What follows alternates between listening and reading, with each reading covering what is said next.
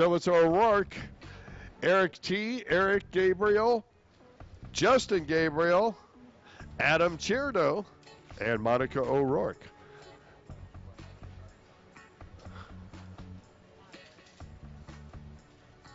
Something people might not know about the O'Rourkes on Team Faith is they make a mean smoothie.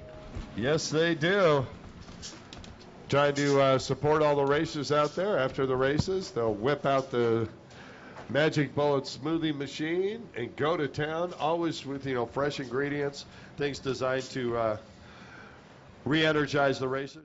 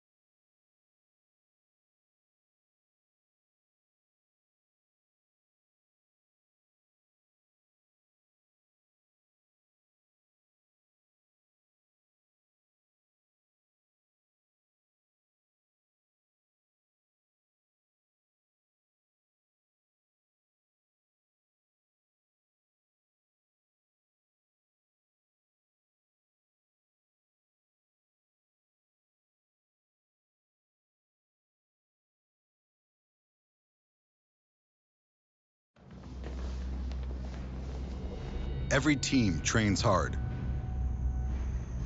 Every team prepares to win. But when U.S. Army soldiers take the field, it's best if the other guys don't bother showing up.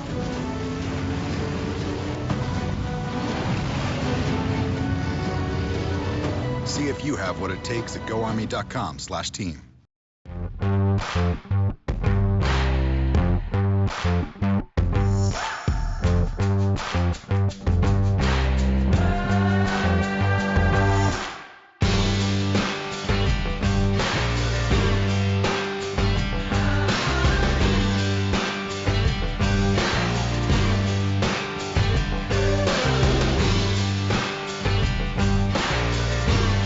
Now that you've got your eye on the ideal heyday model, let's talk about how to enjoy the ideal wake surfing wave.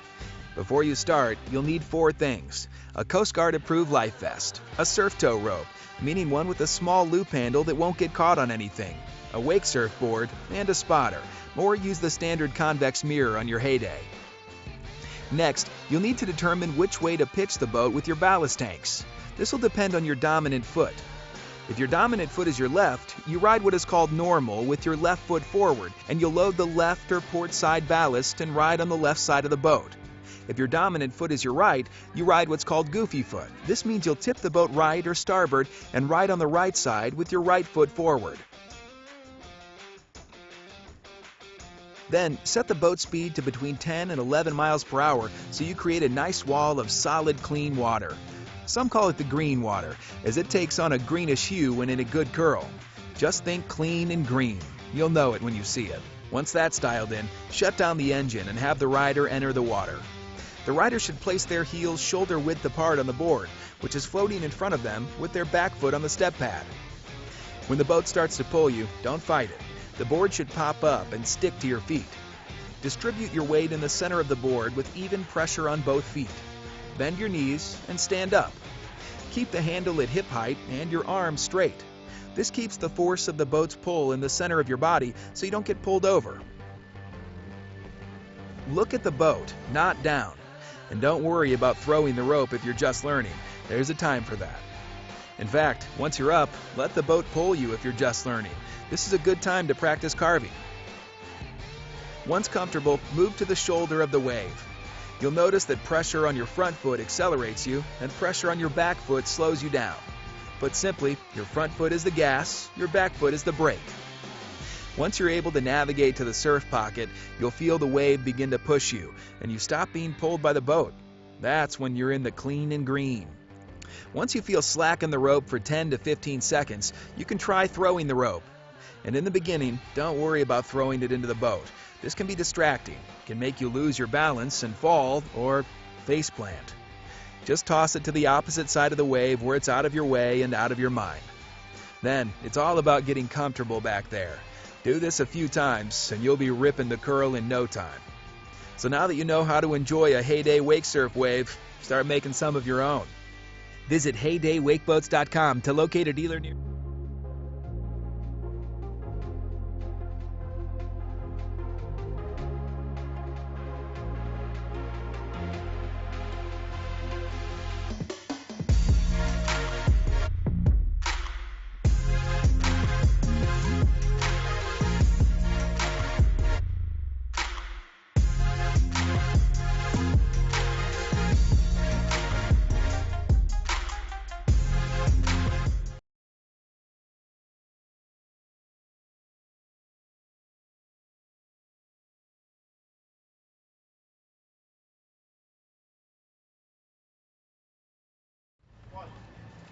Welcome, everybody, on the live stream.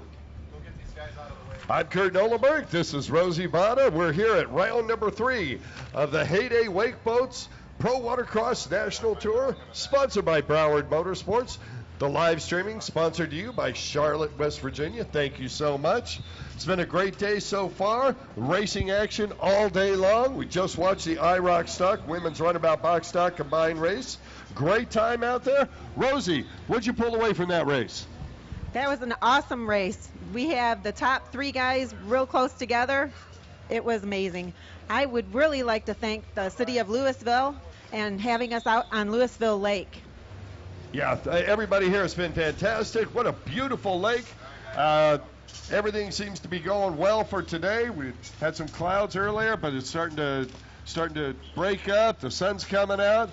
Beautiful water, a great course. Let's go to some more racing action. Out there right now, Normie says, fire 'em up. Let's get going. Junior ski stock, 13-15.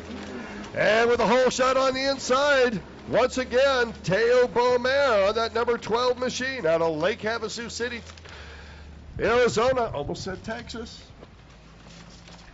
Seems bigger out here. I think everything seems bigger in Texas. Teo taking the inside split because he was lined up that way. Who we got on the outside there? Is that Autumn Humison? Teo Beaumer hitting and getting. He's got the hole shot. That's looking like Devin Farthing, yeah. Devin Farthing, yes it is. Followed by Hagen Smith. Yeah, all right, well, we're missing one, down one. All right, Beaumer throwing down some great lap times yesterday. We'll see if we can't get one here today. This is the future of the sport here, these 13-15 junior stock riders.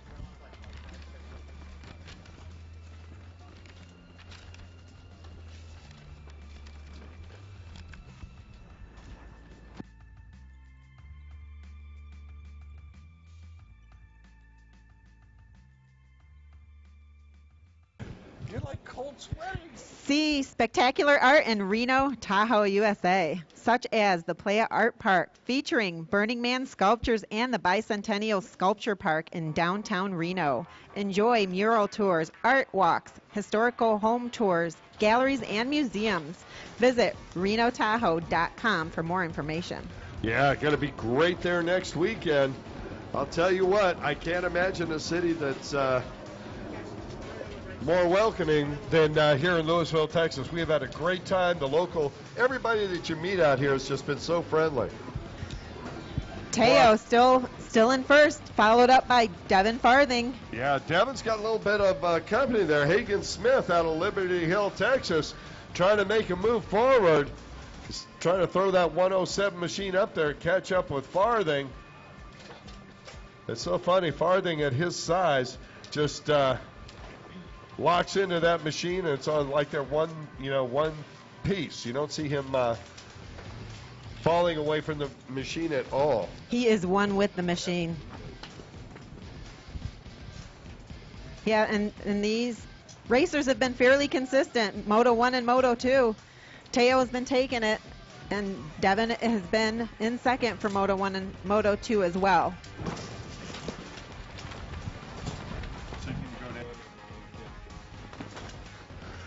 Can we see Brian and Monica O'Rourke at the Tower of Power, please? Right down in front.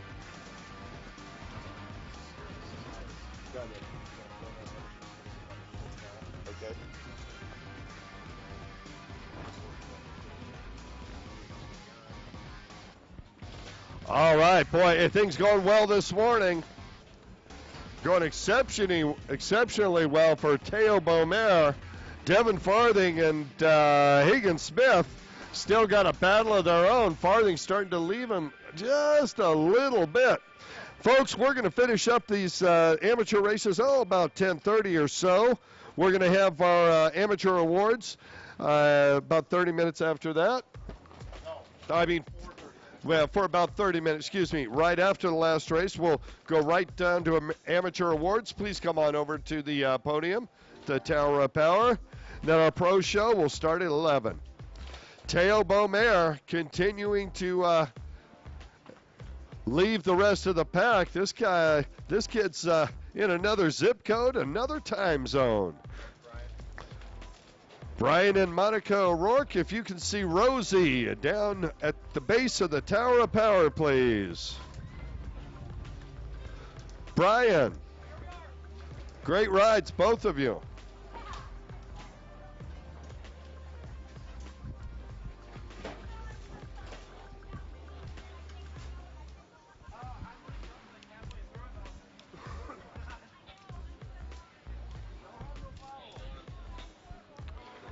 Devin Farthing coming through, following that family tradition. Farthing really extending now. I was looking off to the side. I don't know what happened to Higgins Smith out there. Seems comfortable on that boat. Teo Beaumer, absolutely spectacular out here. This is an incredibly talented young man who's been on the water basically since he's been born with his dad, and the best equipment Dad could put underneath him.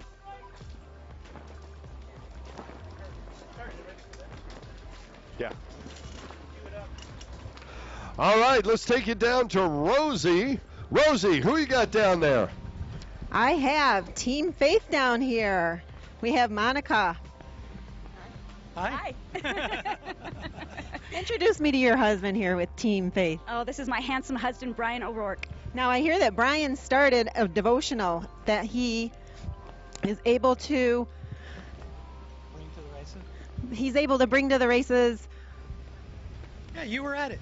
Go ahead. Yeah, you were at the devotional yesterday, right? I saw you there. We were talking about encouraging. I want to encourage you. You're doing a great job. But yeah, we Team Faith. Everybody knows we're here to bring glory to God. And that's our first and foremost mission. We love racing. We love competing. And man, I love to win, which I haven't had, and I can't even tell you how long. So it was fun to go out there and race. And those guys are fast. The Gabriels are super fast. So I was real excited about that. But ultimately, it's all about Jesus, and we do a Team Faith devotional after the riders' meeting. We give away free fruit smoothies on Saturdays. It seems to be a pretty big hit, and couldn't do it without our sponsors like Fly Racing. Fly Racing has just blessed our ministry so much. They get the fact that it's not always about the performance. It's about Jesus. And the owner, Craig Shoemaker, has been so faithful to our ministry. And because of you, Kirk, you introduced me to Craig Shoemaker at Havasu in like 1999.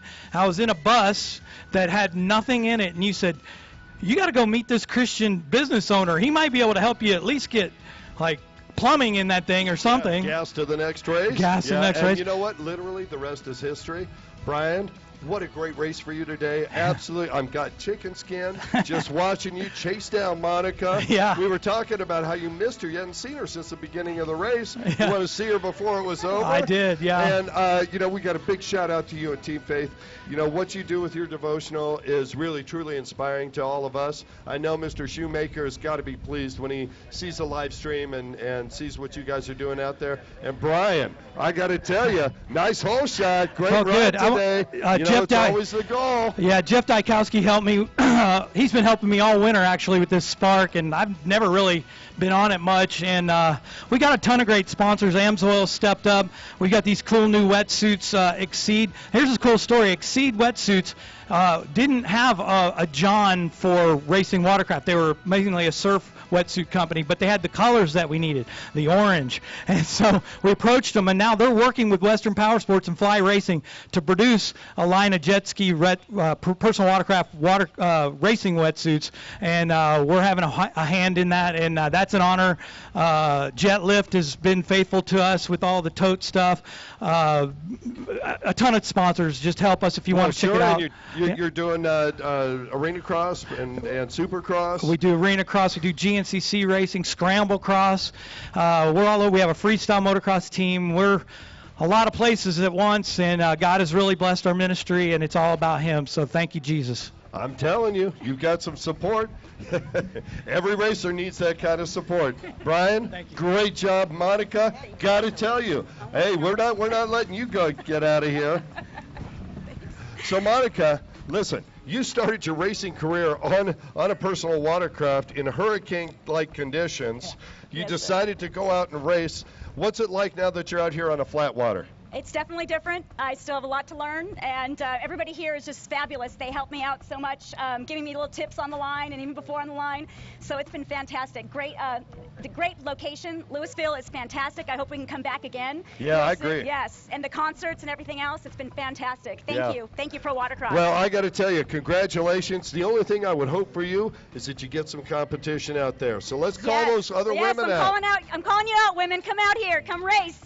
If you want to join Monica, come and see us at Reno, Nevada. That will be our next stop on the Heyday Pro Watercross Tour, and we look forward to seeing you both there. Thank you. Great job today. Thanks, guys. See ya on the count.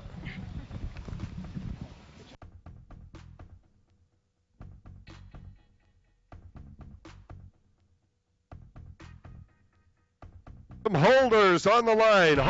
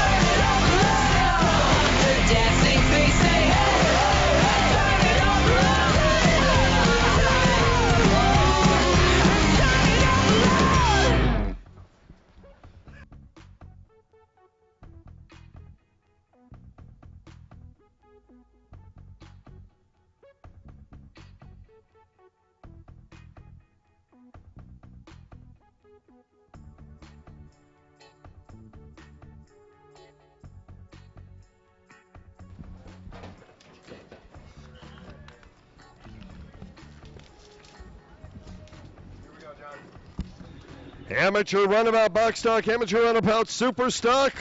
Moto number 3 is on the line. Joey Barilski out of Bedford, Texas on the inside pole. Tony Savage Sr. on that number 902, black and green. Kawasaki, Brent Caruth on the number 972, Sea-Doo. And Sean Compton on the Runabout Superstock. Sean out of Carthage, Texas. Boy, talk about like shot out of a cannon. These box stock runabouts capable over 70 miles an hour. Looks like, yeah, that is the 972. Brent Caruth out in front once again. Joey Barilski in second position this time. Last race, Barilski couldn't get up with the leaders. Now that he's starting up front, let's see what will happen.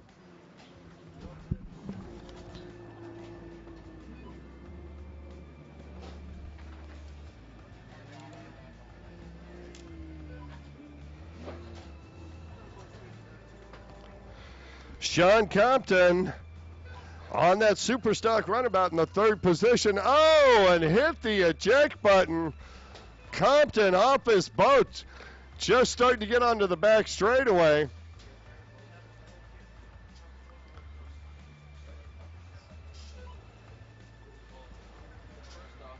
Tony Savage Sr. slowing down, making sure that Sean is okay.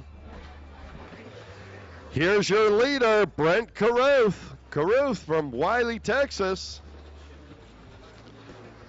In second position, Joe Barilski. Barilski, once again, out of Bedford, Texas.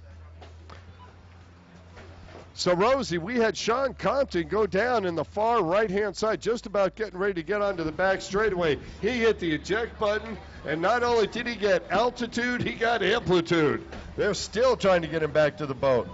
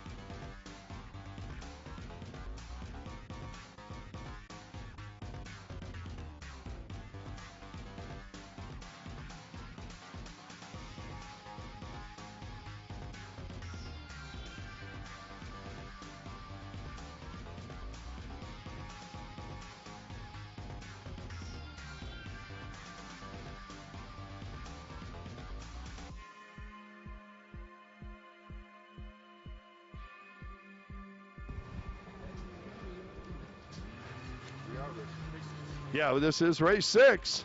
Sean Compton back on the boat. Looks like he's okay. Kind of gingerly working his way around. He knows he's not going to be in the points with that, but he's already won the race just by making the laps. Out in front, continuing to lead, Brent Caruth.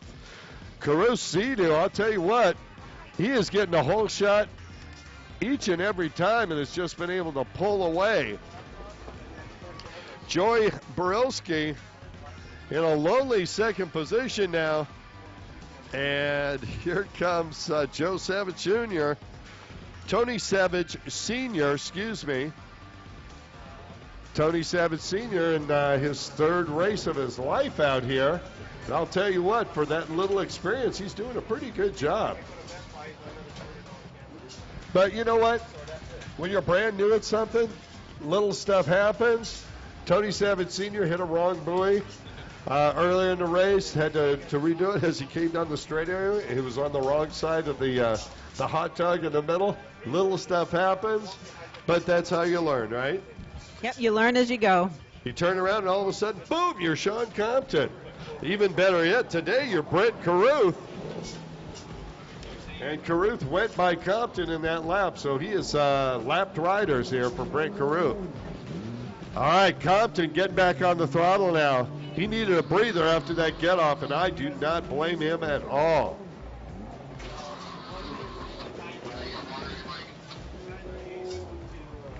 Just enjoying this beautiful day. Would like to thank the Lewisville Convention and Visitors Bureau. Deep roots, broad wings, bright future. Would also like to thank another local agency is our U.S. Army Lewisville Recruiting. Yeah, I'll tell you what, it was great yesterday with that induction ceremony, Rosie, and Captain Sergeant Abney was telling me yesterday that the age range to sign up is actually 17 to 35, which I did not know that, and they also have a $40,000 sign-up bonus. I know, how crazy is that? It's like, wow, last time I remember they made like $1 a month. Yeah, there's a slight increase since then. Our white flag lap.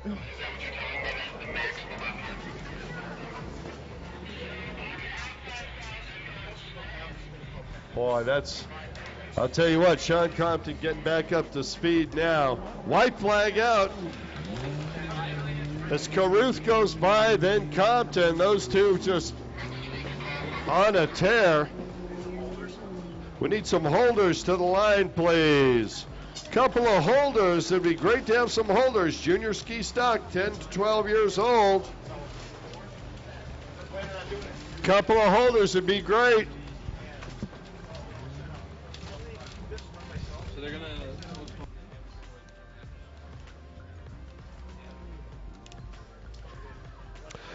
All right, folks, we had a little change of plans. We're going to do the amateur awards after the pro show, before the pro awards, all right? So right after the last pro race, we'll do the amateur awards. We look forward to seeing you down at the podium. Well, race 6 well in hand, Rosie. Let's talk about who's down there in race number 7, junior ski stock, 10 to 12 years old. On the number 12 machine out of Lake Havasu City, Arizona. On the Yamaha, sponsored by Tech One. Jet Pilot, Bell Helmets, 100% goggles, Julian Beaumer. On boat number 13 out of Cooper City, Florida, sponsored by Broward Motorsports, Judge Motorsports, Exotic Signs, Shoei, Jet Pilot, Whamilton's, ISAW, Jet Lift, and Jet Trim, Sammy Nimi. All right, just want to throw it out there. Congratulations to Brent Carruth out of Wiley, Texas. He won moto number 1, was second in moto number 2, won in moto number 3. That counts as a first overall unofficially. Great job out there, Brent. Joey Borelski, he was second in moto number 1, first in moto number 2, second in this moto. He'll get that second overall position, I believe. Third overall would be Tony Savage Sr. with the triple threat, 3, 3, and 3. And, of course, in the amateur runabout Superstock, we have Sean Compton out of Carthage, Texas. Yeah, Sean racing for the glory by himself, but putting the pedal to the metal out there. He had that ejection. Glad to see he was okay and able to get back up. Absolutely. Back down to the line on boat number 17 out of Carthage, Texas, sponsored by American Outdoor Transportation, Kenny Compton. On boat number 295 out of Port Charlotte, Florida, sponsored by WCP, Broward Motorsports, Jet Trim, Jet Lift, Abco, Action Jet Sports, PC Security, and ISAW, Taylor Skellett. And rounding out the field on the number 296, Hayden Skellett. Hayden on that beautiful pink metal flake machine on the outside. Red flag. Oh, we're going to bring it back. Looks like we might have a little issue with the band here.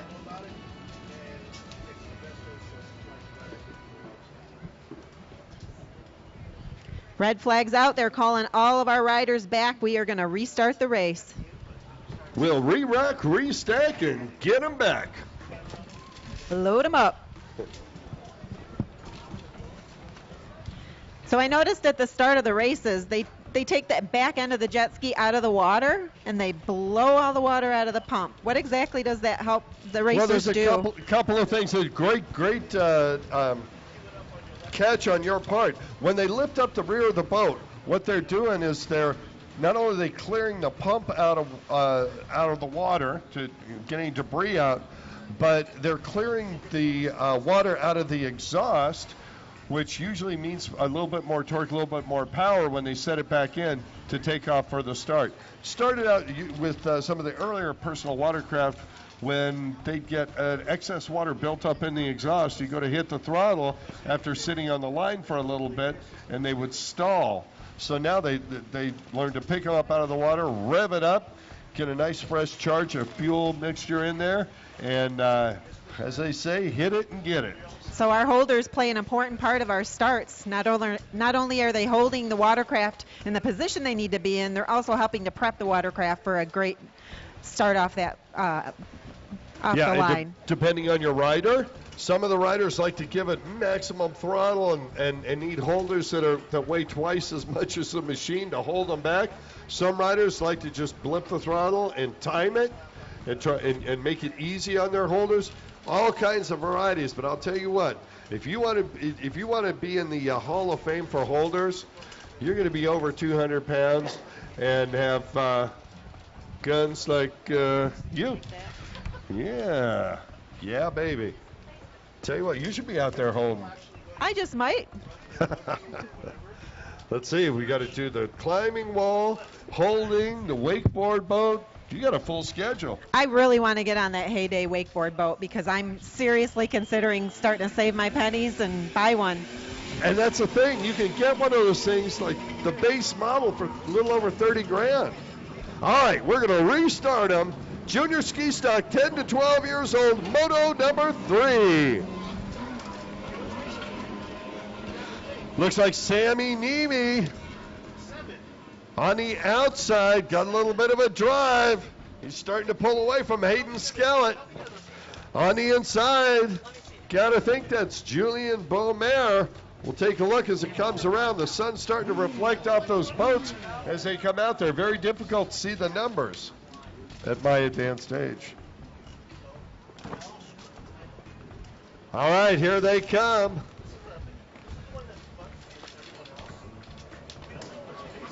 All right, great start. So it's 295, Taylor Skellett out there.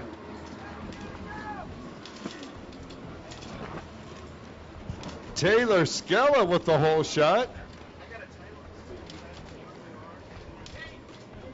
It's Hayden. Thank you. Those numbers are so close together. They are one away. And you know what's really interesting is their last names are really similar too. Hey, it's almost like they're related. Brother and sister.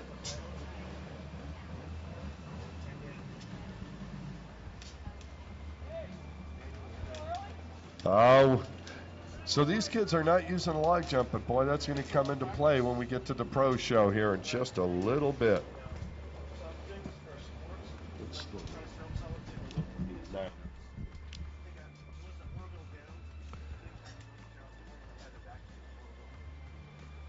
All right, far left-hand side of the course. Top two taking the outside. Third place coming to the inside. Let's catch them as they come across. Hayden Skellett, followed by Beaumere, and then Nemi.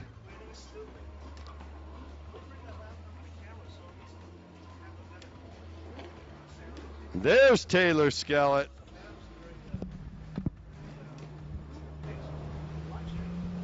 Our next race coming up will be Veteran Ski GP.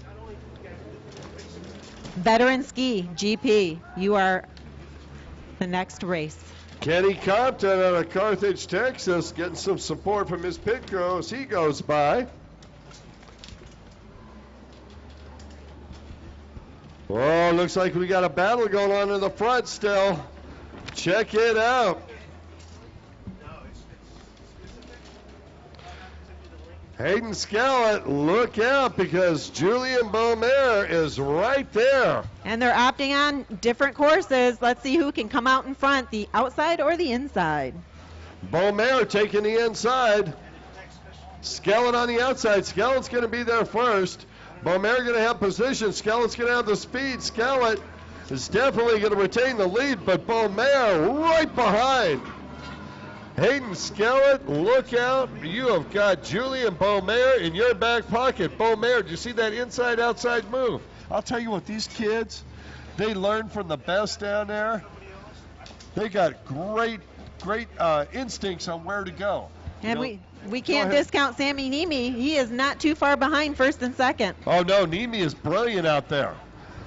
Honestly, I'm surprised he's even this far back right now. Nemi, he's got a great power-to-weight ratio. If you look at that, although I will say sometimes in the rougher water, the heavier rider is going to go a little faster because he can keep the boat hooked up. That might be the problem that Nemi's having right now. Out in front, Hayden Scallett going to make the turn. Which way are they going to go in the splits this time? Scallett going to the outside. What's Beaumare going to do? Going to follow. Yeah, okay. Now, I'm not sure Scallett knows that Beaumare is with him this time. Let's see what happens. They set up. Scallett goes tight. Beaumare goes even tighter. I don't know that Scallett knows Beaumare is right there.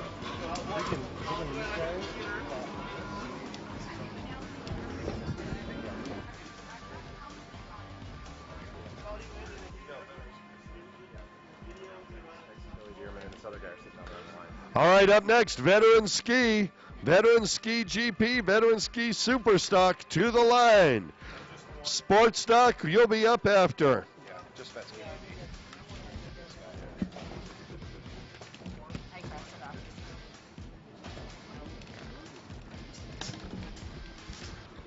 All right, how's that battle going? It continues to rage out there.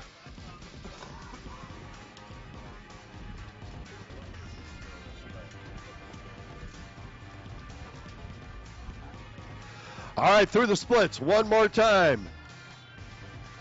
Hayden Scallett going inside, Beaumare Scallett going outside, Beaumare going inside.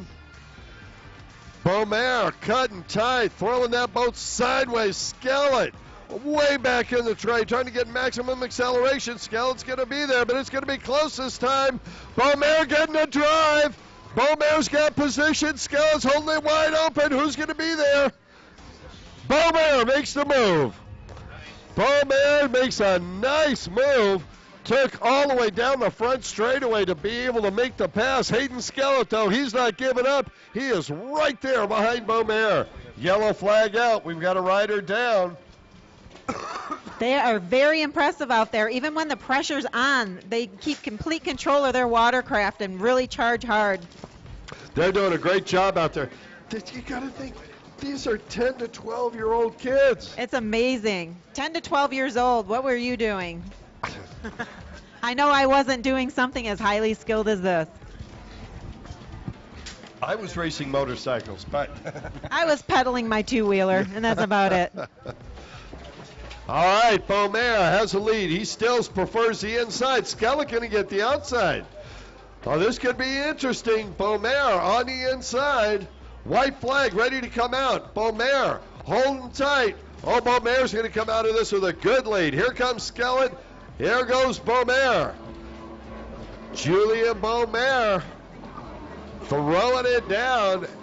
Hayden Scallett has got one more lap to try and catch Beaumare, make his move. Sammy Nemi still in third. Boy, and Nemi all of a sudden has got some company with Kenny Compton. Compton coming from the back of the pack trying to reel in Nemi.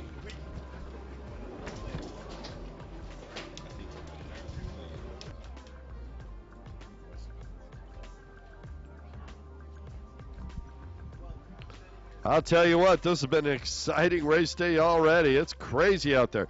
Taylor Skellett out there on the far left-hand side of the course in a race of her own. Normally, we see Taylor up with the leaders. She had a little bit of issue in that boat today. Don't know what's going on. She's getting the white flag, 1 lap to go. Meanwhile, Beaumare taking the inside split for the final time. Folks, when these kids come around, please give them applause no matter what position they are. Our junior ski 10 to 12 year stock Moto 3 winner, Julien Beaumare. Woo! Beaumare says, yeah, that took a lot out of me. In second position, great job, Hayden Skellett.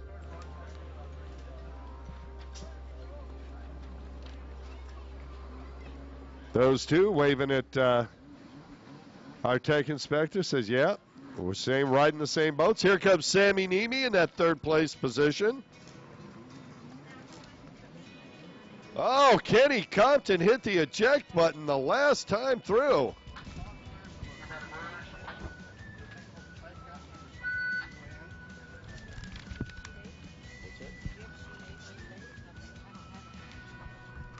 Yes, I do.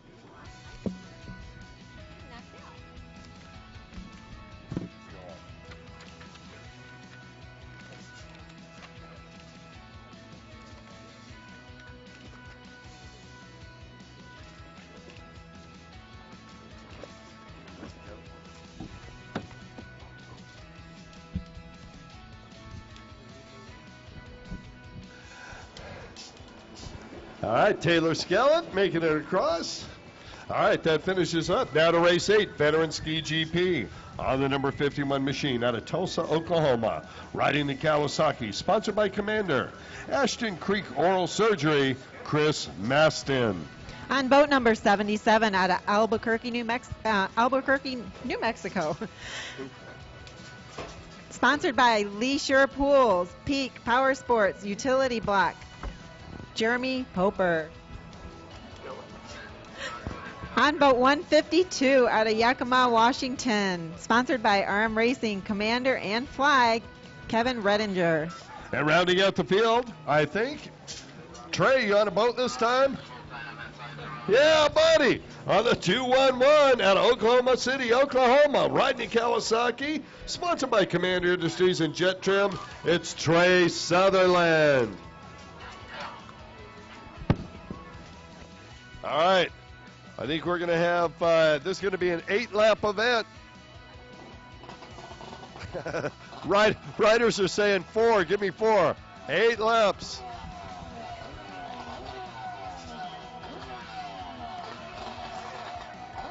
Trey, if you get the whole shot, I'd go 8. And off. And I'll tell you what, we call it Trey Sutherland getting the whole shot on the outside. And Jeremy Poper was getting the whole shot on the inside. Yeah, Poper hard on the gas on that inside. Sutherland way back in the tray trying to sweep on the outside. Let's see what happens. Boy, Sutherland on fire on the outside. He's going to have, he's going to be on the straightaway first. I don't know if he's going to have the speed. Poper looks over, and there is Sutherland right there. So we have Sutherland, Poper, Redinger, and Mastin.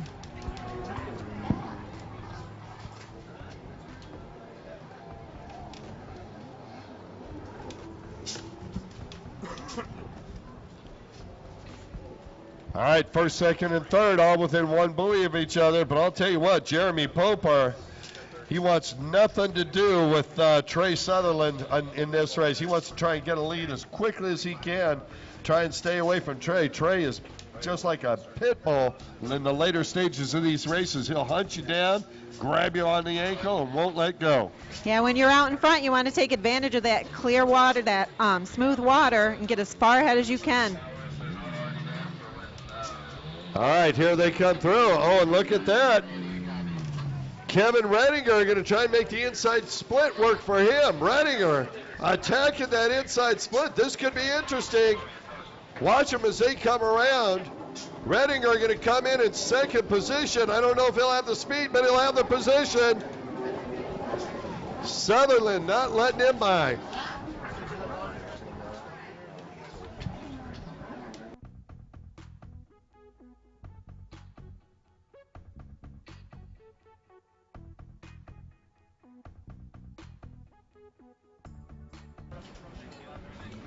Check, check. All right, they're working hard out there. Boy, a battle going on. I'll tell you what, Jeremy Poper, he is a kid on fire today. Yeah, Poper's really starting to stretch out that lead. And in second, we have Sutherland and Redinger, followed up by Chris Maston. So as we're doing this, Rosie, I'm hearing that we're going to roll right into our pro show here. We want to give a big thanks to all of our amateur riders getting to the line on time, having a great racing, great sportsmanship. You guys have really shown up here this week in Lewisville, Texas. Oh, look at this, Kevin Redinger. Redinger all over the back of Sutherland. Oh, Redinger just eating the pump wash, and it gets him right in the face. He's going to have to spin around and come on back. That's going to give Trey Sutherland a little breathing room, which he hasn't had since the second lap. Poper out front. Hey, for all of you out there on the live stream, want to let you know, we've got one more race, then we're going to head on into the pro show directly. We're going to hold off awards till a little bit later. So we're going to go directly to the pro show. Want to give a big shout out to all of our sponsors. Of course, Heyday Wake Boats, powered by Mercury. All the people here at Pro Watercross, thank you so much for everything you guys do. Broward Motorsports, these guys are phenomenal. You want a great deal on a machine? Go see Broward Motorsports. You need parts? You can get them on the web anywhere on the planet. Shark Energy got me up this morning. The U.S. Army, they're absolutely spectacular. Yamaha, Sea-Doo, Jet Trim, Scat Track, Wattcon.com, HydroTurf, they're all doing the job for you. And of course, for everybody on our live streaming, it's always, as always, presented to you and brought to you by the city of Charleston, West Virginia. Gorgeous place. We'll be there later in the summer. Rosie, I'm excited after this next race. We got a special guest. Who are we going to hear from? We're going to hear from Caitlin Rodding. She is going to sing our national anthem. Caitlin Riley. She's going to be singing our national anthem. Oh, that's too bad. I was looking forward to hearing a encore performance for you from yesterday. What do you mean I'm number one with you? No encore here. I think everyone will be very appreciative of that. It was great. We appreciate that you put yourself out there to do it, and frankly, did a great job. All right, out on the track. Jeremy Poper extending his lead, but look at this. Redinger and Sutherland going out at Redinger taking that inside split again, Rosie. Redinger doing everything he can, but Sutherland, the experienced rider, not letting go at all. As we look down here, now remember, these are veterans, Rosie. All right, so they definitely have guys? some experience under their belt. We have a range of 39 to 47 years old out there. So the older rider, Kevin Redinger, is in that third place position trying to make that move up, but Sutherland not giving up an inch.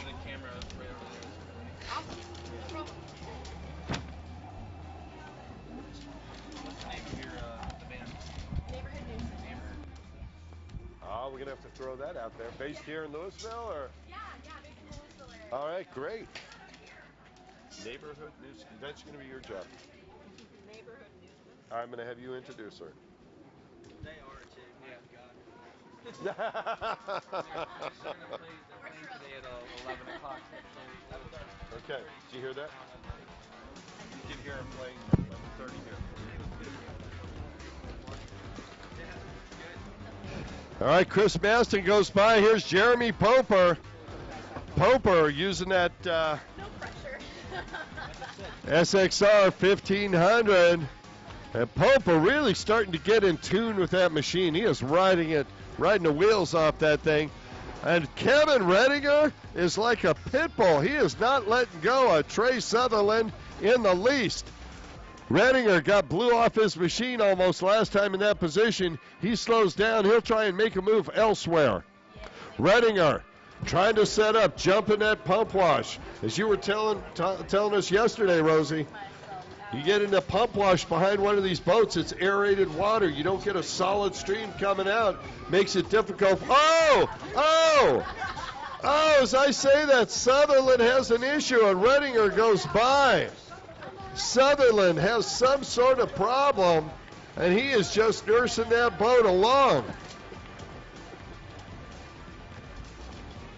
Is it mechanical? Is it mental? We'll Either way, he's going to take advantage of it. Well, I'll tell you what, that's crazy. I looked up and see him just standing up, almost like the boat wasn't running. I wonder if he pulled the lanyard. White flag is out for Jeremy Poper in first place. Well, now it's going to be interesting. Sutherland going to try and catch Redinger and get that second position back. Redinger looks over his shoulder.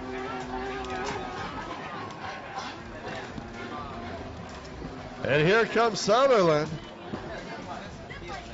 So I'm wondering if he had an issue with fuel or something. Is that why he only wanted to do 6 laps?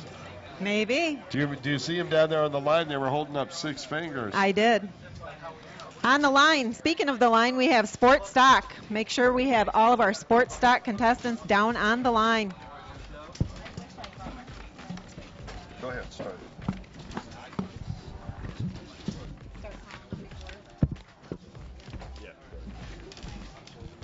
I'll follow up on the races. On boat number 7, sponsored by Riva Motorsports, Dale's Jet Sports, and Sims Racing from Bronson, Texas, Steve Isaacs.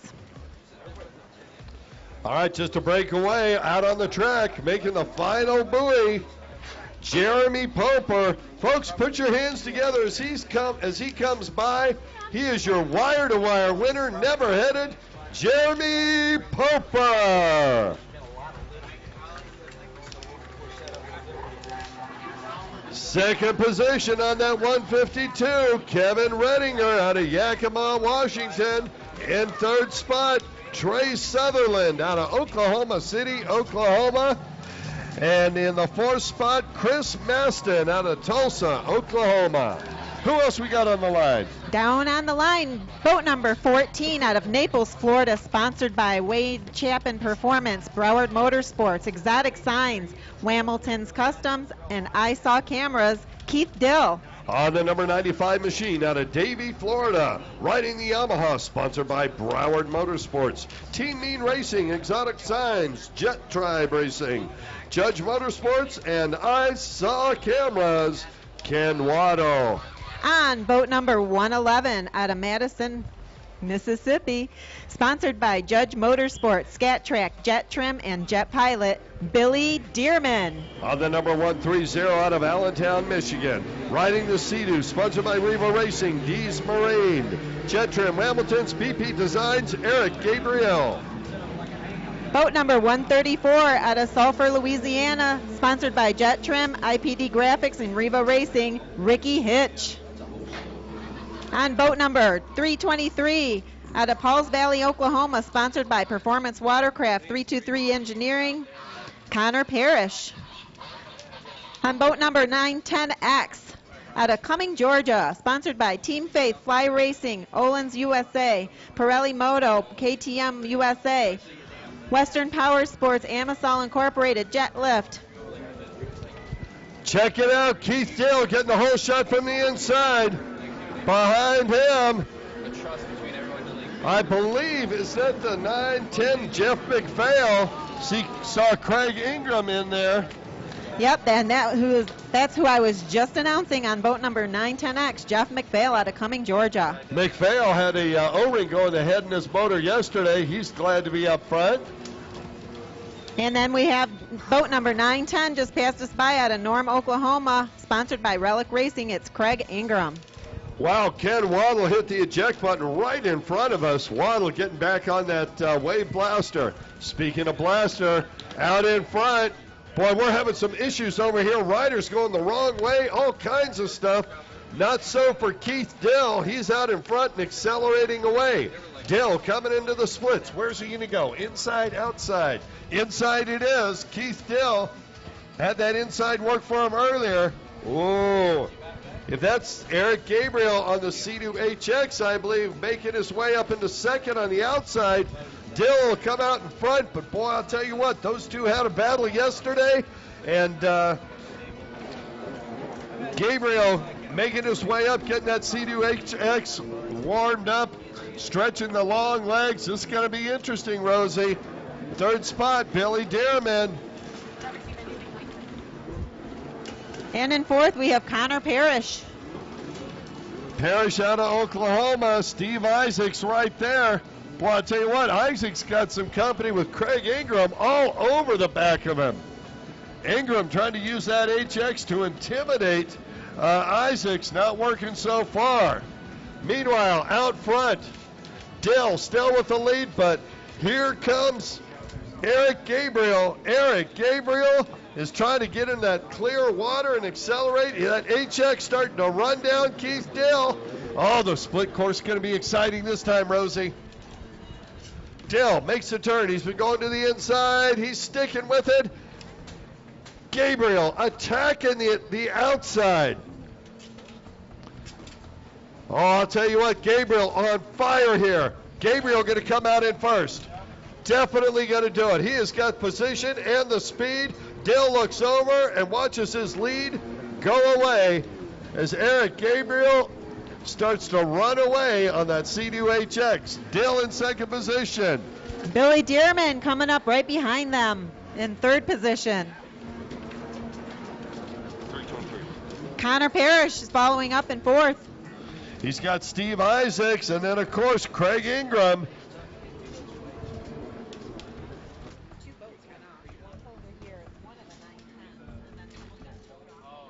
Oh, really? See? Just saying we had a rider pull out. It's got to be Ken Wall, I think, right? All right. Oh, here he is. There's the 95 Ken Waddle.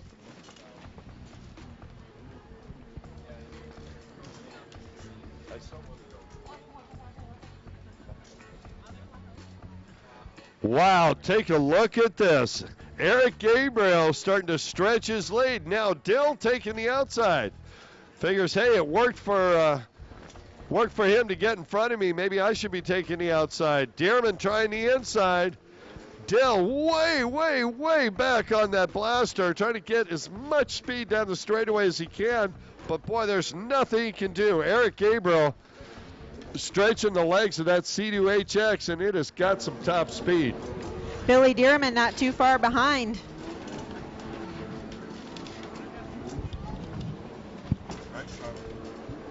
And Connor Parrish following up. We also have Craig Ingram out there trying to catch up. Yeah, it looks like Ingram made the pass on Isaacs finally. I got to tell you, Isaacs, I'm sure, is breathing a sigh of relief. Not that you want somebody to go by, but Ingram had that long ski right in his back tray. Now, I saw a couple of riders have to exit the course. Looked like some technical issues. I'm thinking I saw the 910X come off the course.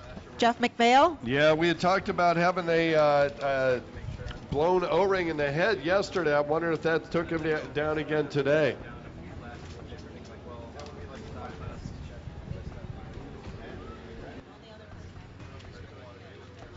Yep. Go ahead and call.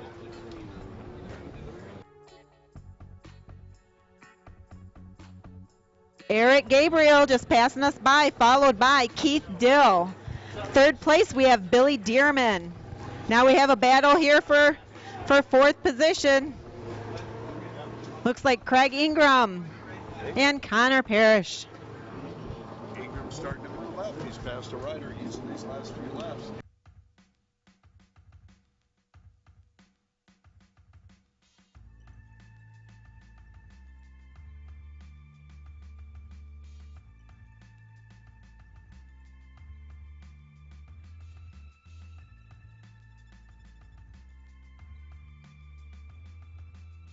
Coming down the back stretch, trying to make up some ground on the back stretch. It's nice and long. We can definitely get into our top speeds of our watercraft.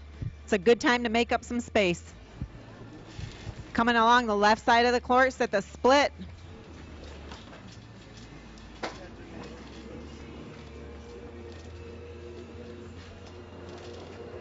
Eric Gabriel took the outside.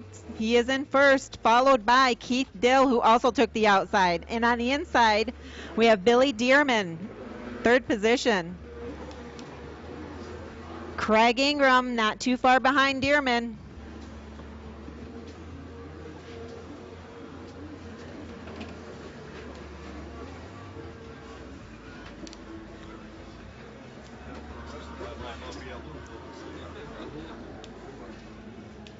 Rounding out the pack, we had Connor Parrish pass us by and Steve Isaacs.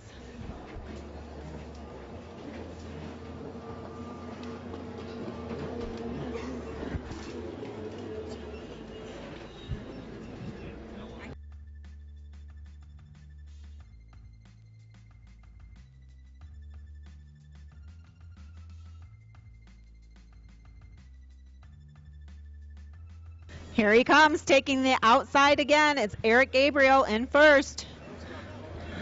Looks like Keith Dill is also going to opt for the outside course, followed by Billy Dearman. No, Dearman's on the inside. So we'll see who comes out ahead. Will it be Billy Dearman or Connor Parrish? Wow, Ingram all the way up to third spot now. Ingram all the way up to third spot. He took over.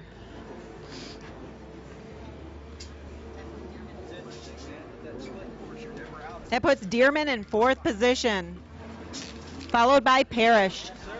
Boy, I tell you what, Craig Ingram's got to be the fastest guy on the track. He started dead last, and he's now up into that third spot. We haven't seen white flag yet, so watch. I'd say right now, Craig Ingram is the guy to watch on the silver boat. Just now coming onto the back straightaway behind Keith Dill. Keith Dill, I hate to say it, but those big, long C2HX hulls are just insurmountable on that back straightaway. Ingram just grabbing huge chunks of track and trying to catch up with Dill. Dill on the outside, Ingram on the inside. Ingram on the silver C2HX. Dill on the Yamaha Blaster. Dill's going to be there. Here comes Ingram, though. After Ingram, we have Billy Dearman taking the inside course. Yeah, once Ingram got by, I think it just took all the life out of Billy. He's way back. He knows he's not going to catch Craig Ingram today. Yeah, but he better not get too comfortable there because behind him is Connor Parrish. That's right. Parrish would love nothing more to make a move on the experienced rider, Billy Dearman.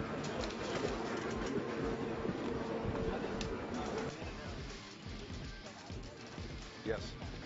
Yeah. Following Connor Parrish is Steve Isaacs. And we have Ken Waddle. On the back straightaway, Keith Dill has managed to keep Ingram behind him. This is going to be close when they make the turn. Ingram going to try and dive inside, and Keith Dill not leaving any room there. And Ingram decides he's going to go on the outside and try and follow Dill. Well, if he's going to make a move, he better make it fast because our white flag is out. That means we are on our last lap of this moto.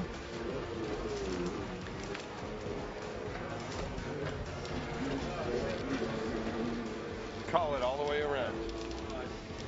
Eric Gabriel in first position. We have Keith Dill in second position, followed up by Craig Ingram in third. Billy Dearman is in fourth.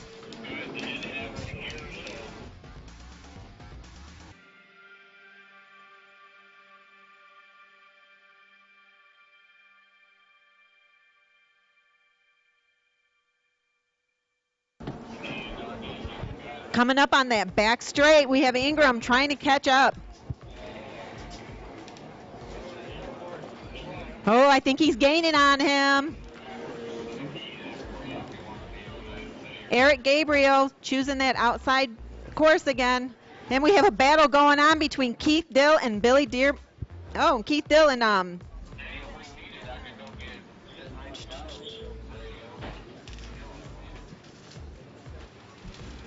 Just want to put a big shout out, Brian O'Rourke. If we could see you at the Tower of Power pretty quickly here. Brian O'Rourke, your presence is requested at the Tower of Power, please. all right, congratulations, guys. We have Gabriel in first, followed by Dill, Craig Ingram. Boy, I'll tell you what a ride for Craig Ingram. I mean, he didn't get the win here, but He got ahead of Dearman, who's crossing the finish he worked all line. the way through, yeah. Billy Dearman. Dearman had a little issue over here. He got caught. I'm not sure he didn't twist a knee or something because it seemed to slow him down a little bit for the rest of the race.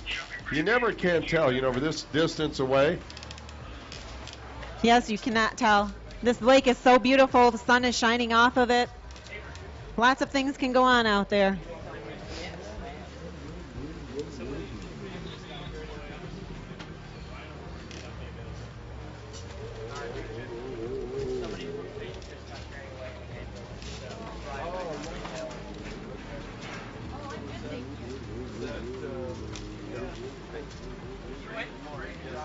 And that finishes up Moto 3 of our amateur racing. We'd like to thank all of our amateur racers for putting on a great show. Good job, everybody.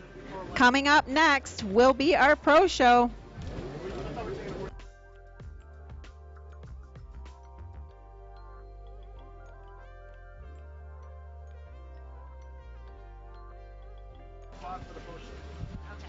All right, for those of you on the live stream, going to let you know.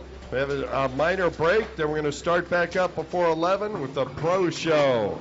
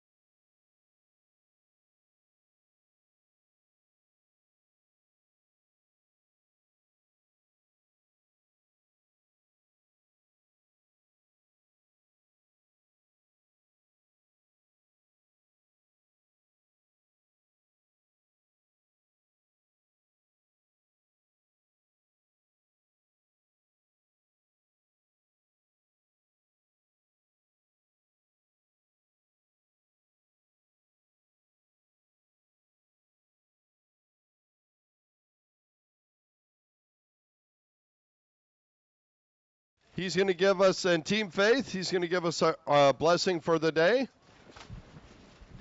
Ladies and gentlemen, let's pray. Heavenly Father, thank you so much once again for the blessing of being able to be here and to compete on this great race site here at Lake Lewisville.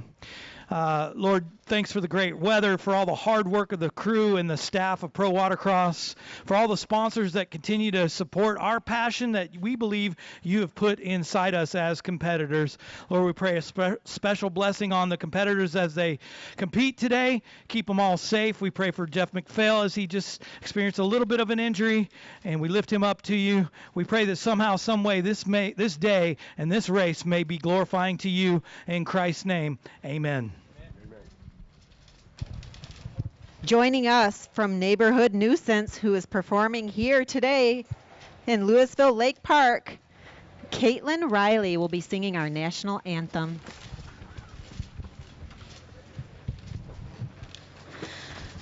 Oh, say, can you see by the dawn's early light what so proudly we hailed at the twilight's last gleaming, whose broad stripes and bright stars through the perilous fight o'er the ramparts we watched were so gallantly streaming, and the rockets red glare, the bombs bursting in air gave proof through the night that our flag was still there. Oh, say does that star-spangled banner yet wave o'er the land of the free and the home of the brave? Thank you, Caitlin. Beautiful job. See Caitlin later, Neighborhood Nuisance here at Lewisville Lake Park. Wow. I'm telling you what, I have got chills. Caitlin, what a phenomenal job. Thank you so much. We appreciate it. We finish early. Want to come over and hear what you can do with some other songs. I'll bet it's gorgeous. Wow. I'll tell you what. Pro Ski GP. How are you going to follow up on that?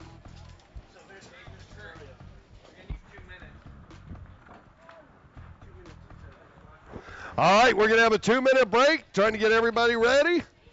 Pro-Am Ski GP will be lit off in a couple of minutes. I'll tell you what, Rosie, that was awesome. I thought you did a great job yesterday. You did. Wow. All right. Well, I purposefully did it very low key so that we can see the wide range of ability here. You didn't want to show Lewisville Caitlin Park. up, is that what you're saying? I Knew didn't she want to was show coming, her up, didn't want but to I set the really bar held. too high. I really held back. Wow. Wowie, wow. I'll tell you what, man, that sent chills up and down my spine. Love to have that kind of talent. Yeah. And speaking of talent, we got a lot of talent down on the line. Pro-Am Ski GP. We got a full line. These guys are locked, cocked, ready to rock. I'll tell you what, Jimmy Wilson, he was radical in moto number 1. He's coming back. Wilson out of Charlotte, North Carolina. He's on that number 3Y machine. Check him out. He's on the inside pole. Second overall in moto number 1. That was Dustin Matsouris, Mats, out of South Africa. Check him out on the 1ZA machine. They're side by side on the line. This is going to be interesting. Third spot, motor number 1, out of Yakima, Washington, David Redinger. David? All right. Hey, that's nice. Somebody lost some green goggles. We found them. If you have green goggles and you come up and tell us what color they are, we'll give them to you. Yeah, that could be Jeff for sure. Brian O'Rourke, if you're still around, maybe we should throw these over to you, huh?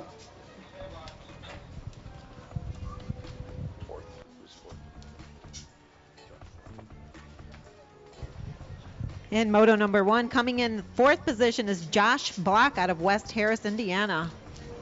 Yeah, Josh is riding for Factory Yamaha. He was great to be in that 4th position. I'm sure he'd like to move up. In 5th, Timothy Warner out of New Mexico. Warner, sponsored by Pro Watercross Racing, of course, in Utility Block. He'd like to move up. In 6th position for Moto 1, we have Brock Harris out of Musella, Georgia, and he's sponsored by Central Georgia Power Sports.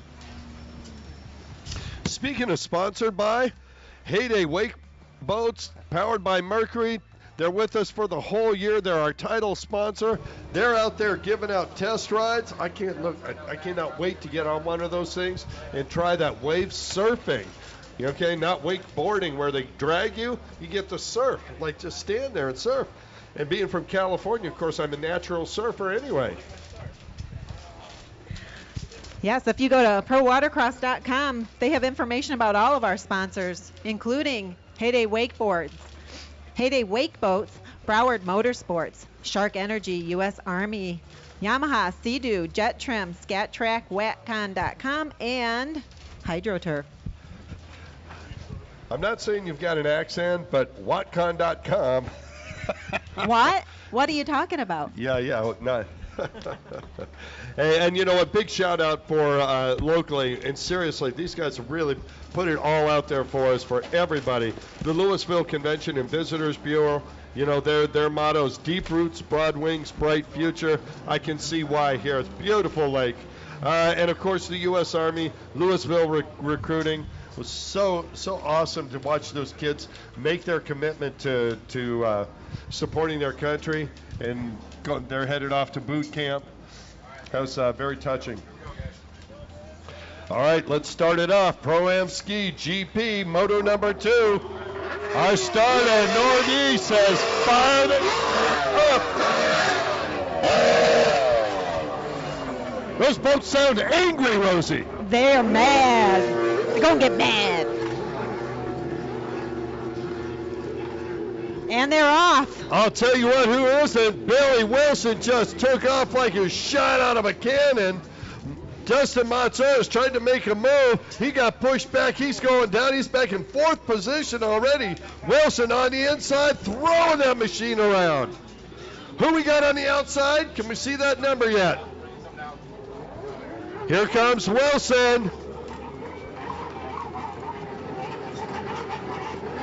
Yeah, that's the number 3, David Renninger. Renninger out of Washington, and Wilson, the 2 number 3 machines, are 1st and 2nd. Let's see, 1st and 2nd, put it together. Number 3, I don't know, it's a mathematical miracle. Jimmy Wilson out front, up and over the log jump. Here comes Renninger. He skies it, stays on the boat. We have a real nice battle going for 4th, 5th, and 6th place. They are all together going over that log jump. Tell you what, the log jump, the big equalizer. Now, I'm not sure I saw Craig Warner down on the line. I called him out earlier, but remember, he got hurt on that log jump yesterday. Hope that he's okay. Haven't heard any news. Maybe we can hear from his crew today. That's another thing about that log jump. When you have multiple people going over it at the same time, it becomes very unpredictable. You could be hitting it when it's way down low in the water or way up high. I'll tell you what, you don't want to hit it all. You want to do bunny jump that thing? It is absolutely crucial when there's a log jump to learn how to do that. It's one of the skills that there's just no way to define. You've got to do it. Practice, and more practice. And of course, our leader, Jammin' Jimmy Wilson, he has had lots of practice, as has Renninger. Craig Warner following up as well. Is that Warner in 3rd? In 4th. In 4th. All right, glad to see him out here. 3rd spot, I think that must be Mats. Looks like Matsuras. They're approaching Warner on that big 15F SXR Kawasaki. A lot of weight to get that machine up and over that log jump. is being a lot more careful today, obviously. And like we said earlier, takes a lot of practice, and a lot of practice with each individual boat to be able to get it up and over cleanly. Rosie. Cleanly. All right, Jimmy Wilson starting to show his prowess.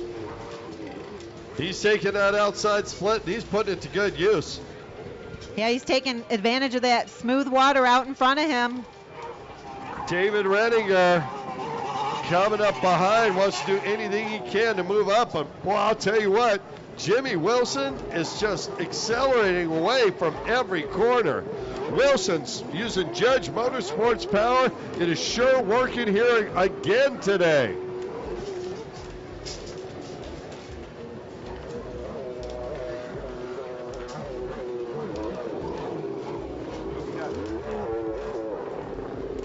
Is that the 777 of Tim Miller out of Waco, Texas? I may just take that boat to the roulette table next week. Yeah, right? See Johnny Smith out of Mims, Florida coming by. He's got some competition, starting to mix it up. All right, Jimmy Wilson on the back straightaway, almost a full straight. He's got a full straightaway lead on this third lap already. Jimmy Wilson, just spectacular out there, Rosie. David Renninger, second.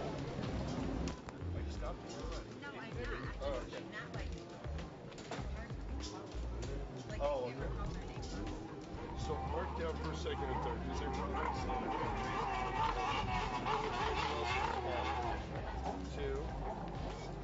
3, and 4. All right, David Renninger comes by. Whoa, I got that wrong. Is that the number? I'll have to take a look. Was that Dustin Matsuris that came by? Or is that Brian or Brock Harris?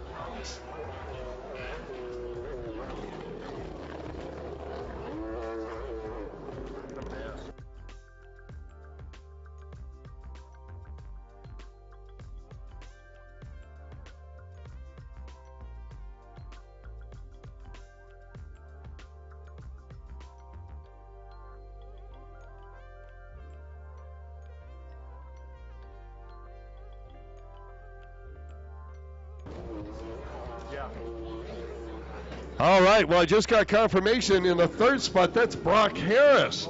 Brock Harris on. If it's a silver boat, it's something what I have. Oh, Timothy Warner. Yes. All right, excuse me. No, in third spot, that's the 816 of Timothy Warner. He's out of Albuquerque, New Mexico. Jimmy so it's Wilson, Renninger, Warner. No relation. And here comes Mats. Matsuris going to make a move on Warner right now. Matsuris, he got stuck in the back of the pack. He wants to get up there and play with Jimmy Wilson. David Renninger, Brock Harris wants to move up as well. Here we go, log jump. Oh, Mats up and over easy.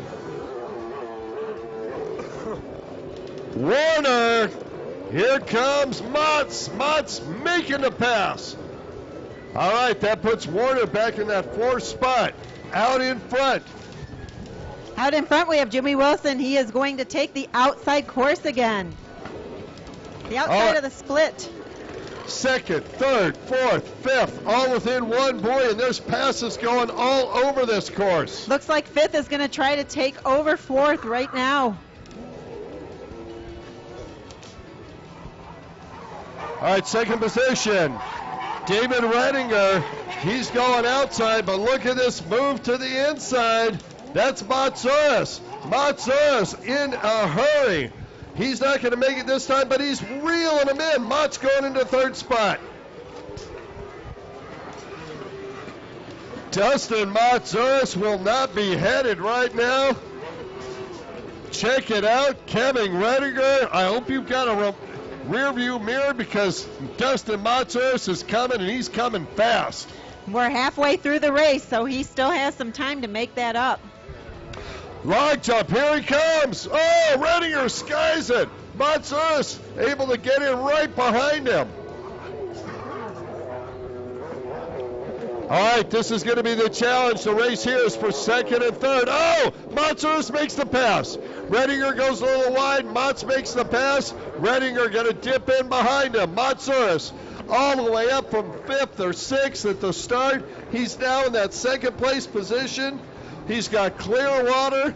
Look out, Jimmy Wilson. Dustin Matsouras wants to come. He is knocking on your back door, wants to say hello. The problem is that back door is about a half a lap in front of him. There's your leader, Jimmy Wilson, right-hand side of the course. He's in a race by himself right now. Yeah, Dustin Matsouras, far left-hand side, just coming onto the front straightaway. Oh, and look at this, Kevin Redinger. He was in second, now he's in third. He has got some competition. Here comes Timothy Warner and Craig Warner. Wow, what a race, Rosie. Yeah, you have a few different races going on. We have guys in the front of the pack battling, and then we have some guys in the back of the pack that are battling for position. And remember, this is only moto number 2. We've got one more a little later. Jimmy Wilson won moto number 1. He's in a good position right now for moto number 2. Dustin Matsouras love to move up, and look at this. Wilson's going to get into lap traffic, Rosie. Wilson got a lap rider in front of him.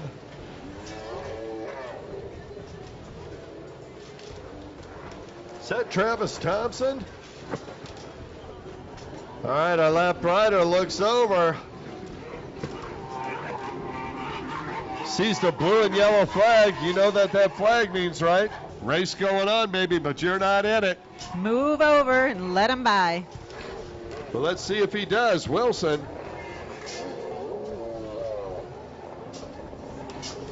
Yeah, he does. Great sportsmanship, backs out of it. Wilson up and over and gone. There's Matsouras. I'll tell you what, Dustin Matsouras is starting to reel in Jimmy Wilson. There's some more lap riders coming up. This could be interesting late in the race, Rosie. Now behind Matsouras, we've got Redinger, and then the 2 Warners. Timothy Warner out of Albuquerque. Craig Warner out of Eckworth, Georgia.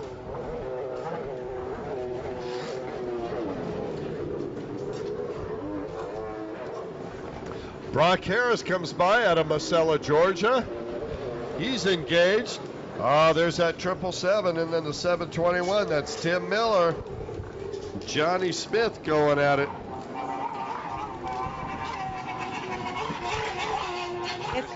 It's interesting seeing the split at the beginning of the course rather than later in the course because the finish line is right there. We always have that really nice battle right before the finish line. Yeah, well, experienced racers on the last lap many times will dive to the inside, even if they've been taking the outside every time because of the short distance from the end of the split course to the checkered buoys. All right, here comes Kevin Redinger. Redinger in that 3rd spot now. Dustin Matsouras trying to catch up with Jimmy Wilson, and check it out. Wilson's got 1, 2, 3, 4 left riders. Ooh, rider goes down. End of the straightaway, he gets back up. There's a battle going there. Jimmy Wilson going to come up on some traffic. That may open the door for Dustin Matsouras to make a move.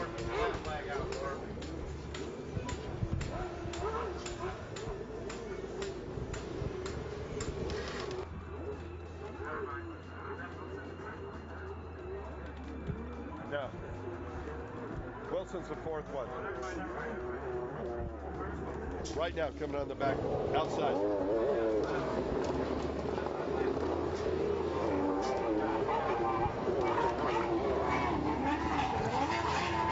Your leader, Jimmy Wilson, coming by.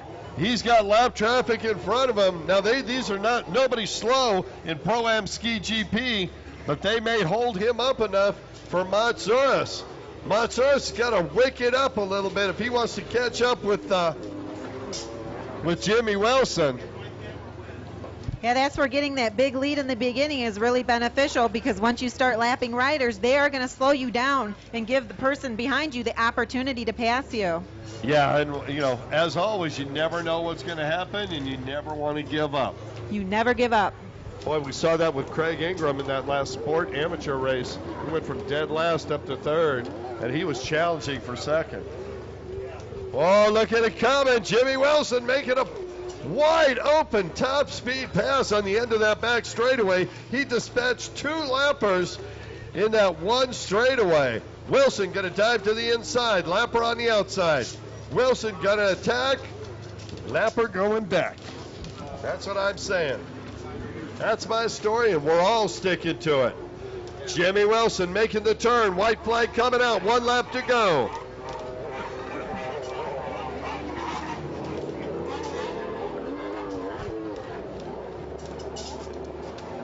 All right, Dustin Montserrat's way back. All Wilson's got to do is stay erect, look out, coming over that log jump. Wilson hitting it at speed, backs it out, up and over cleanly. Jimmy Wilson stays upright. He has got this moto to win. Montserrat's in second position now. Now remember, Montserrat was second in the first moto. Wilson was first in the first moto. That'll be 4 points for Montserrat, 2 for Wilson. So that third moto is going to be real critical. They're going to have to do everything they can to get a rider between themselves and Jimmy Wilson if they want to win this overall. Absolutely.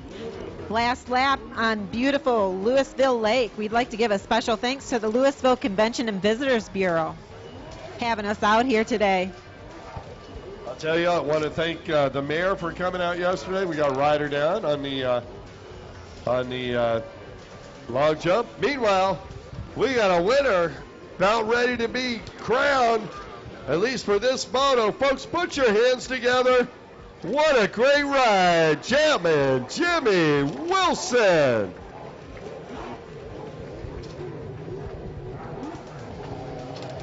These riders are getting the checkered, but second position just now coming across the line, Dustin Montserrat, all the way from South Africa.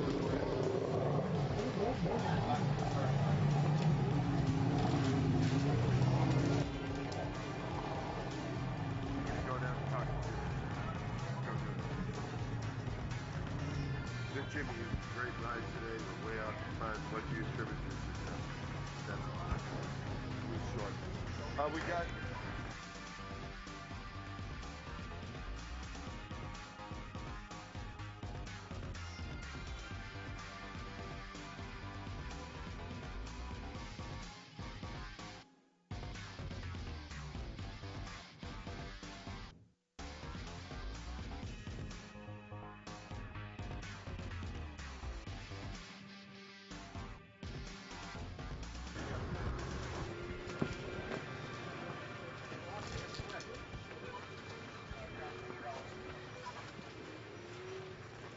all right, if we could have Jimmy Wilson come on over to the Tower of Power, please.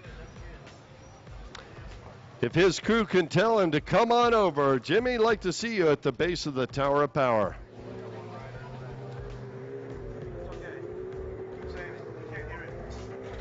What? They can't hear it.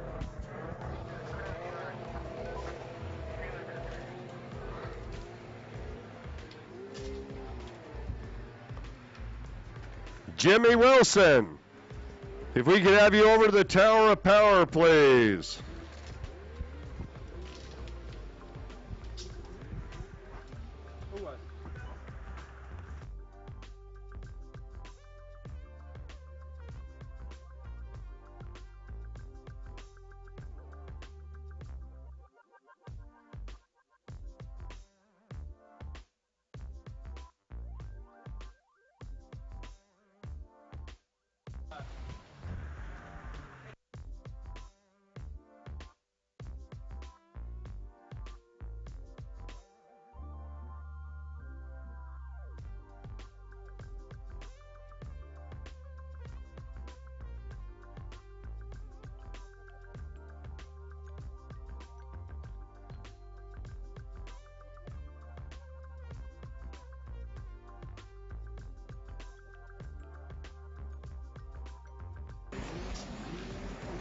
Pro-Am Runabout GP. On the water.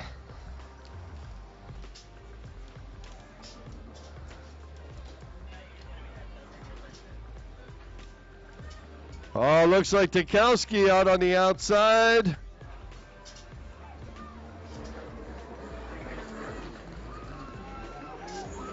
Yeah, that's CC Ryder. Clayton out front.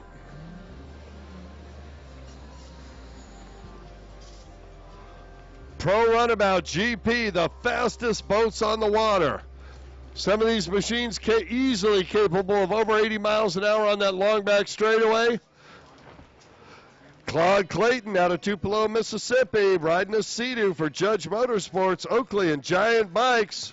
CC Ryder putting a pedal to the metal.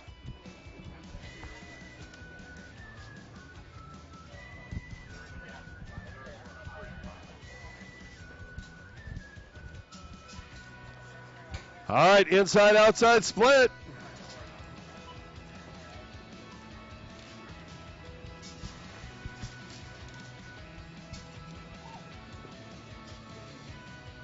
Oh, no, looks like a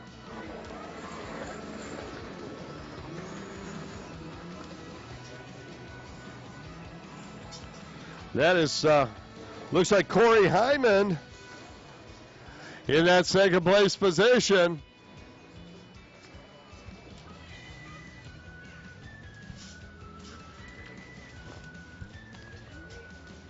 Boy, listen to the power of those machines as they come down the straightaway. Collectively over 1,200 horsepower on display. These machines are brutally fast.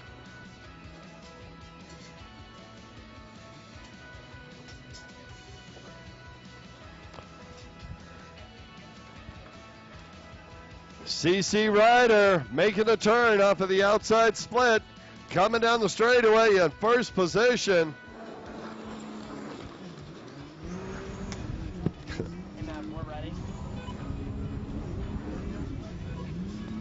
Battle for second and third.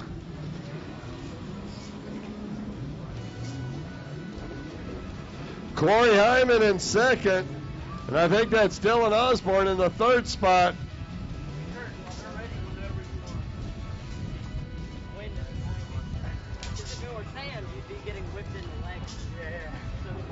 All right, we're going to cut to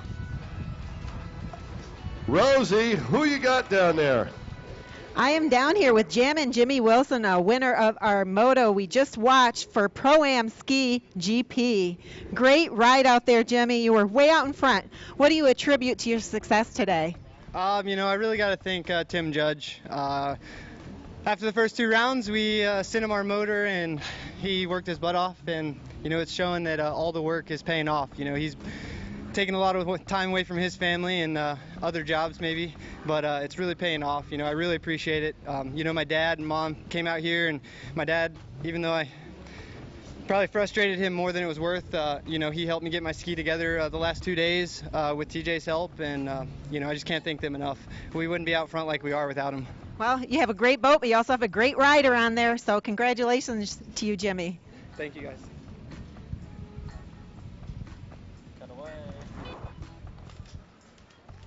Typical humble rider out in front. I'll tell you what, Jimmy Wilson showing everybody their way around so far on the Heyday Pro Watercross National Tour. And Pro Runabout GP out in front, your leader, Claude CC Ryder Clayton. And he is out front in a ride by himself. Second position out of Argyle, Texas on the Yamaha, Corey Hyman. Hyman got his head down doing everything he can. Now he is starting to pull away slowly away from Dylan Osborne. Osborne came all the way from Groveland, Florida. And that fourth spot, Jeff Tukowski, Georgia native, he's out at Rydell. Pro-Am Runabout GP, these machines are extremely fast. They accelerate violently. I'll tell you what, Hats off to anyone that enters this class, no matter where they finish. These are some exceptionally fast machines and exceptionally talented riders. Claude Clayton, CC Rider, one more time, right down front.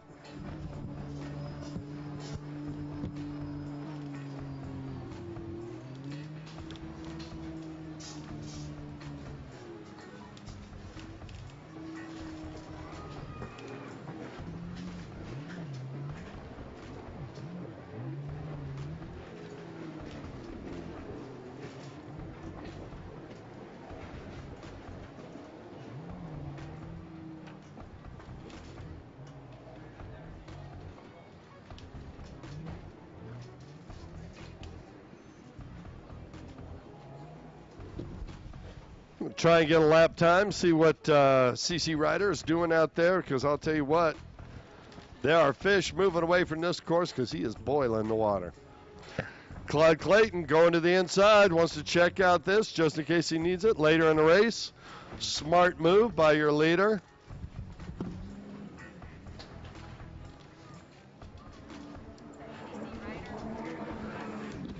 All right, try and get a lap time on him. Yeah, CC Rider, Claude Clayton walking away in second position. Corey Hyman.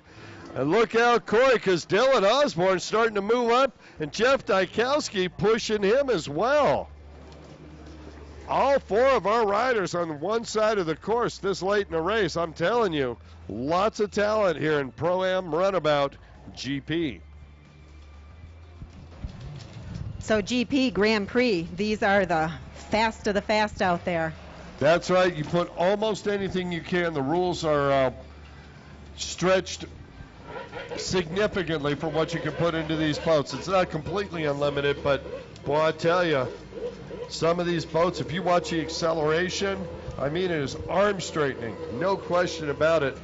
You got to be in shape to hold on to one of these puppies.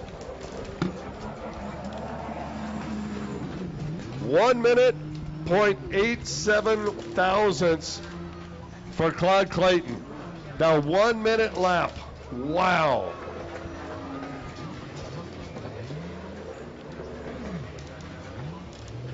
So we have CC Rider and we have Corey Hyman. Hyman. Dylan Osborne. They call him Buster.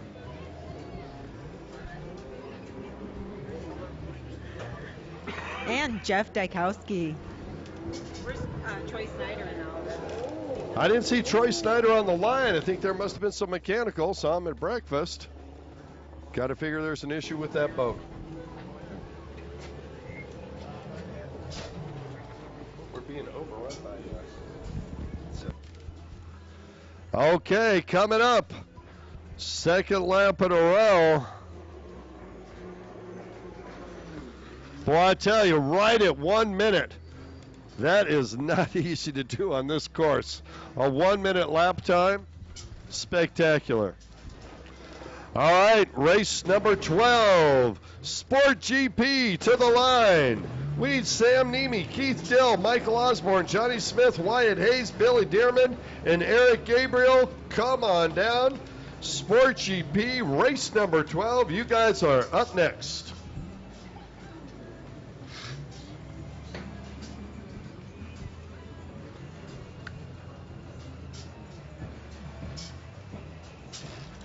Boy, at this rate, this is going to be a 13-lap race.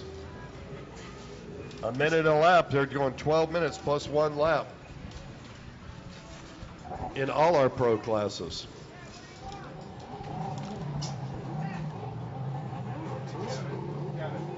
Watch as he comes through. He slowed down a couple of seconds that lap. Trying to conserve fuel, conserve the boat. He knows he's got a strong lead. It's up to everybody else to catch up with him.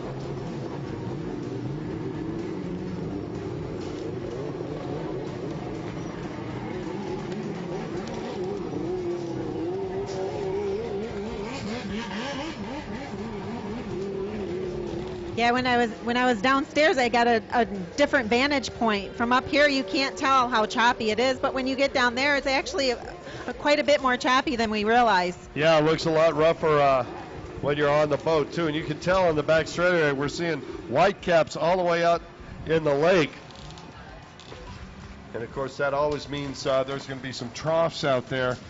You run a boat like this, you're hitting that at 80-plus miles an hour. I'm telling you, you got to buff up, girl, to be on one of those.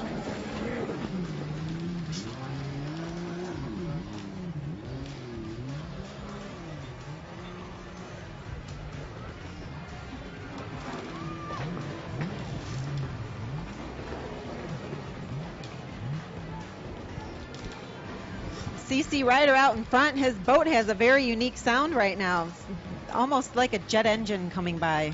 Yeah, kind of like a supercharger. Turbocharged.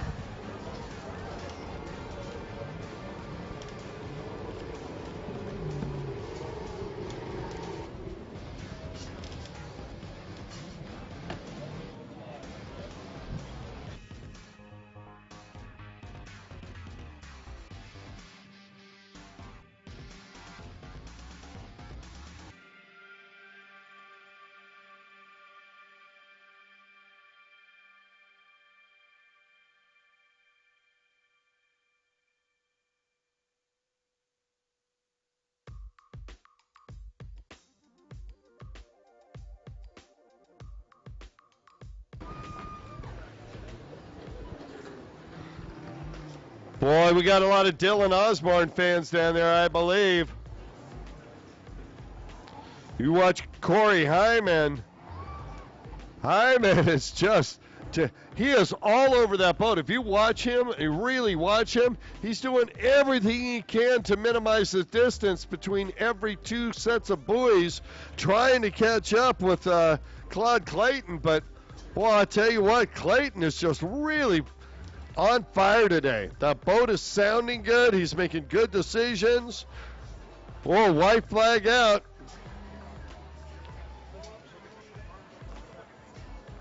Claude Clayton, CC Ryder, get the white flag. One more lap to go. Now's the time where you're hearing all kinds of noises coming out from underneath the hood, Rosie.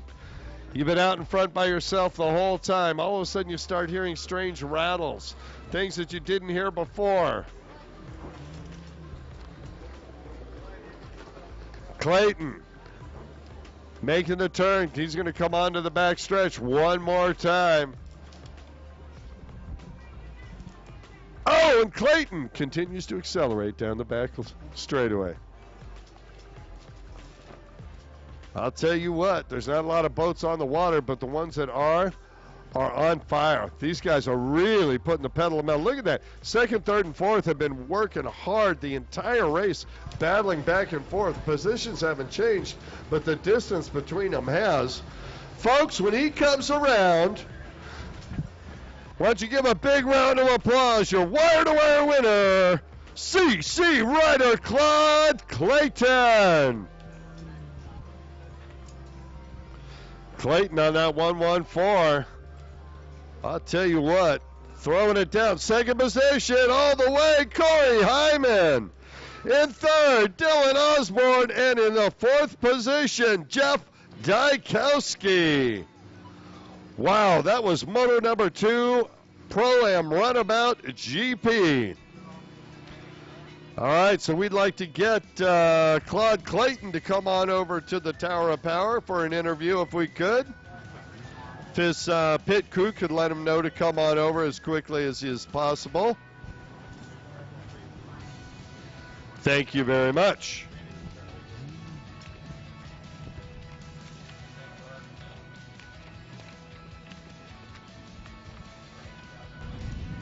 Hey, Kurt, while I'm down here, I'm over here by the U.S. Army tent. They have a recruiting office in Lewisville. You can sign up if you are 17 to 35, and they have a $30,000 sign-up bonus.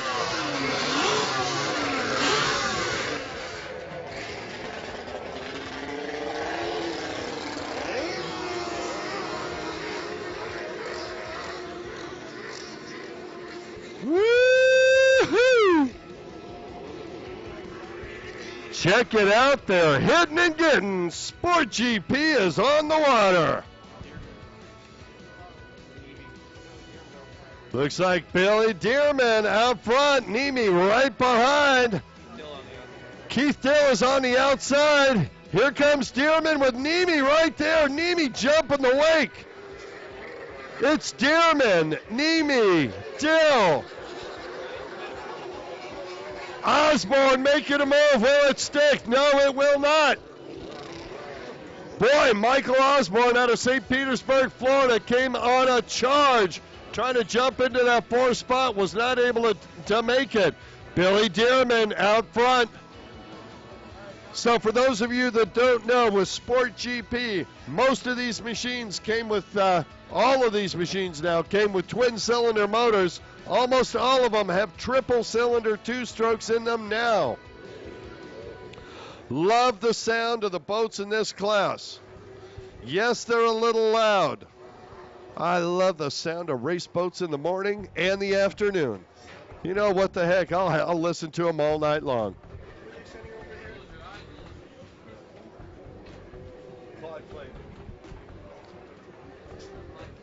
Dearman on the outside.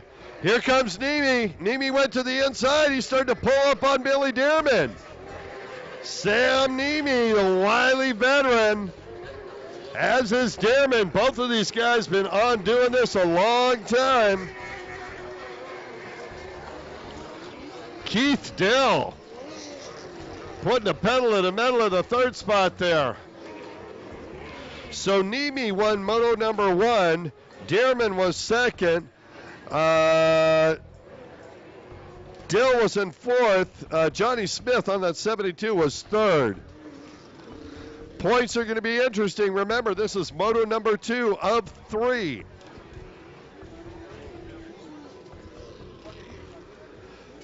Dearman off the back straightaway. Boy, I'll tell you what, that machine is accelerating exceptionally well. Every time he comes off a corner, that thing hits and gets.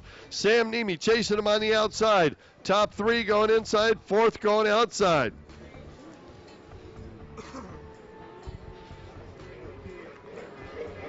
Dearman stretching it out just a little. Nemi behind.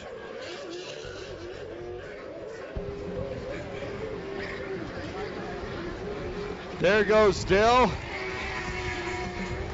Johnny Smith in that 4th spot.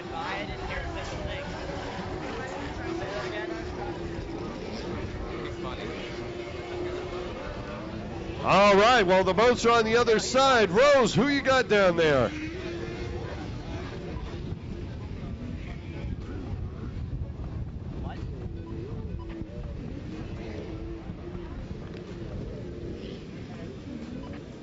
Kurt, I am down here with Claude Clayton, CC Ryder. You dominated today out there. You practically rode that race by yourself.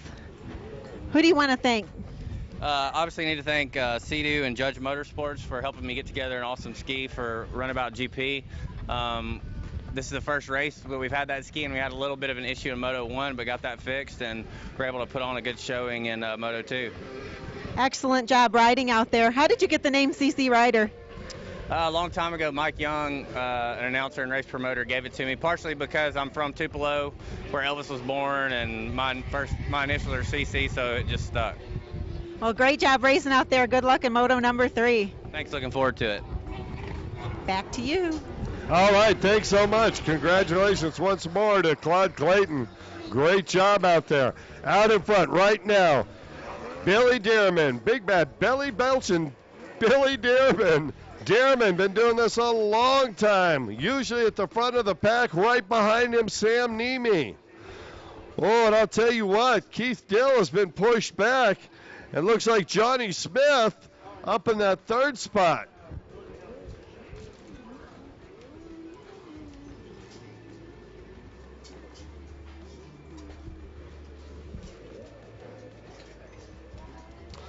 All right, we'll see if we get some lap times here up of Billy Dearman.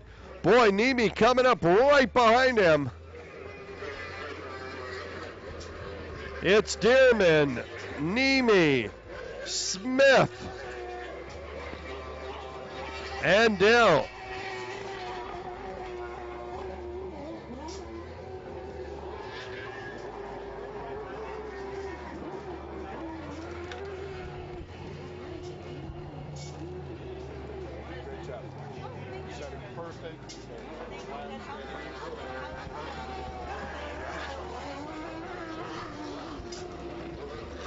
Dearman making the move onto the back straightaway. Behind him, Sam Nemi. And boy, I'll tell you what, the fastest man on the course right now, I'm thinking that's Johnny Smith. Johnny Smith has come up from about 6th spot at the beginning of this race, and he is reeling in our leaders. Johnny Smith making his move.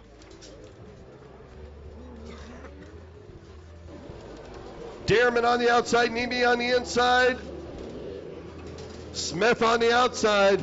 Boy, Sam Nemi trying to get that blaster hooked up. It's having a little difficulty. That may hurt him.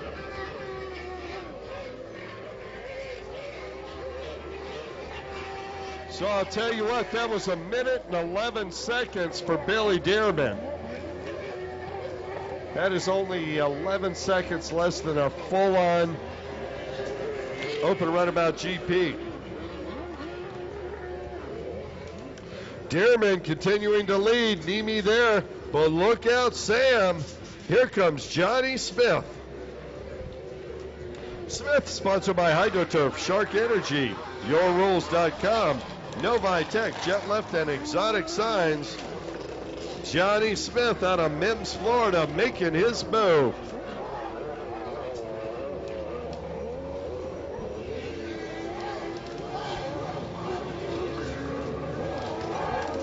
Boy, what a great race out front. All three within one buoy. And here he goes. Smith to the inside. He's going to try and make it work. Nemi's been trying it. It hasn't worked for him. He's following Dearman. Oh, and just as I say it, he goes down. Smith going to jump back on that. Can he get it fired up and roaring while he's still in third? He is. He's going to attack. It's going to be close, folks. Smith and Dill are going to be side by side. Looks like Dill came out ahead, and Smith did not look too happy about that. Well, I'll tell you what, Johnny Smith, he was on the edge everywhere on the track. He was doing everything he could, every corner, every straightaway, trying to maximize speed to catch up to the leaders, and it was working. But they tell you, go slow in the slow corners, fast in the fast corners. He threw that blaster sideways a little too hard. It spun out, and boy, did it cost him. Go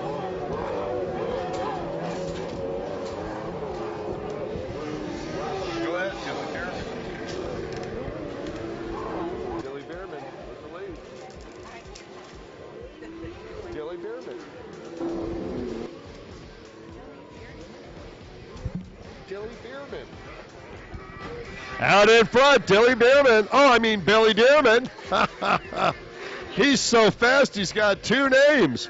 Sam Nemi is not giving up one millimeter, not 1 microsecond.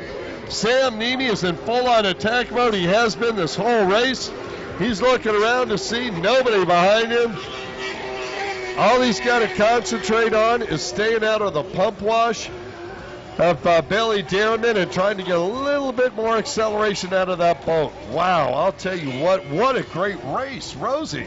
Well, he better not get too comfortable, though. Needs to keep charging ahead because behind him is Keith Dill, followed by Johnny Smith. Somebody else. Johnny Smith. J. Smith, Esquire. We have some nice battles going on here at the riders following after the leaders, too. Oh, yeah. Yeah, back in the pack, they've been swapping it. And I'll tell you what, Sam Nemi, what an incredible gentleman. Not only does he, help sponsor races, he's always there to help with the hold, or the most unassuming guy you'd meet, and what a brilliant racer. Sam Nemi waiting for just one little mistake. That's all it takes. You saw it happen with Johnny Smith, and he's waiting for Billy Dearman to make a mistake. And here it comes. We're coming up to lap traffic. That sometimes can influence the outcome of the race, right? Absolutely. Dearman and Nemi hitting the back straightaway right down. And every point counts because we are going to be adding together. 3 motos. So even if you're not having the best race, you want to do your best because we are going to be adding together scores to determine the winner. All right, here they go. Dearman and Nemi getting even closer as they taking that outside split one more time, making the turn.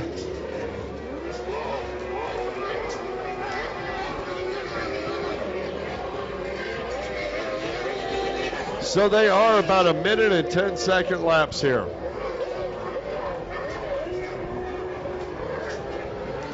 Lapped riders coming up. Sam Nemi starting to reel Dearman in, looking for that opportunity.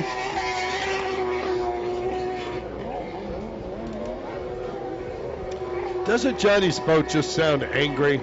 It does, but I like angry. Angry Ditto. sounds good. We're going to have to just call his boat the Punisher or something like that, Well, right? if his boat could talk, it would chew your face off. That's how angry it is.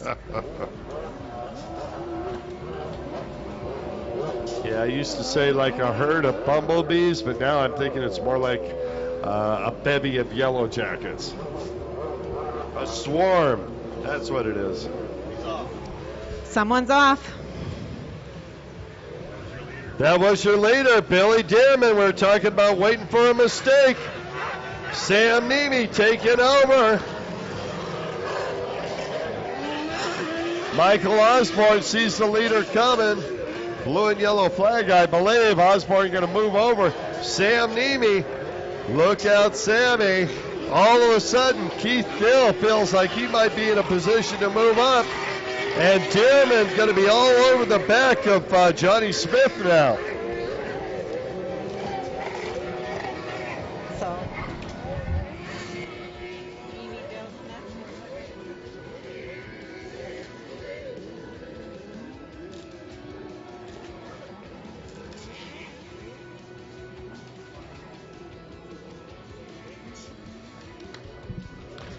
All right, so now Nemi out in front, almost a full straightaway lead.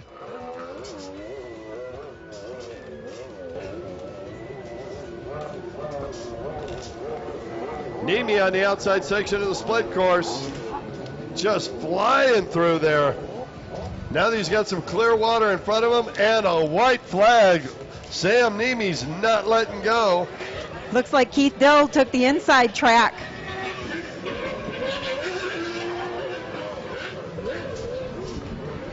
That's still in second position.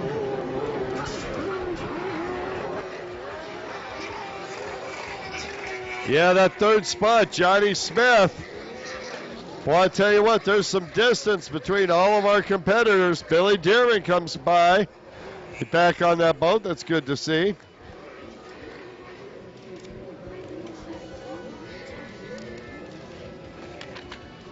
Pro-Am Ski Stock, you should be on the line. Jimmy Wilson, David Cabrera, Gene Daniel, AJ Luenstra, Tony Conklin, and Brent Underhill. You should be on the line right now. Your moto is up next. All right, final trip through. Sam Nemi choosing the outside split. It's worked for him all race long.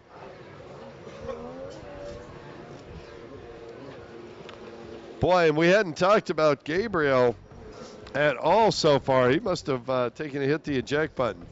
Sam Nemi slowing down, enjoying the rest of the ride. Folks, put your hands together. Sam Nemi. Second position, Keith Dill. Third spot, Johnny Smith. And fourth, your longtime early leader, Billy Dearman. In fourth, Michael Osborne. In fifth.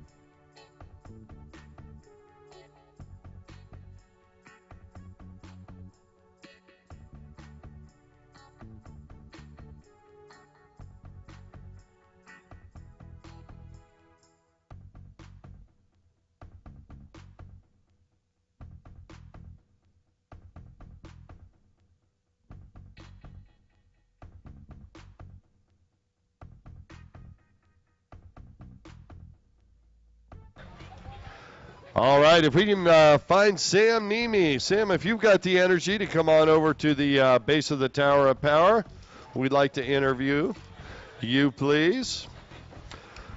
Up on the line, Pro-Am Ski Stock. Oh, yeah.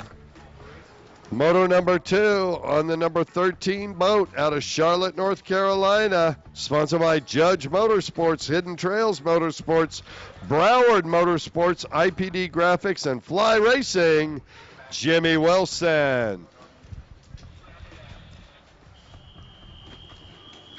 On the number 51 machine out of Miramar, Florida, David Cabrera. On the 81, Gene Daniel. On the 114, AJ Luenstra. And they are off.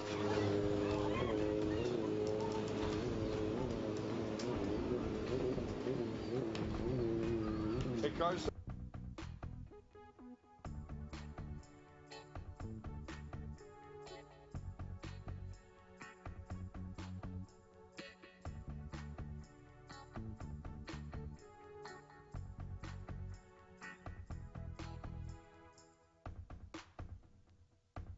David Cabrera, another hole shot. Look out, David. Jimmy Wilson right there. Whoa. Wilson looks over. Side by side. Gene Daniel going to try and take him, but Wilson will have none of that. Gene Daniel in third, but look out, Gene. You got company behind you.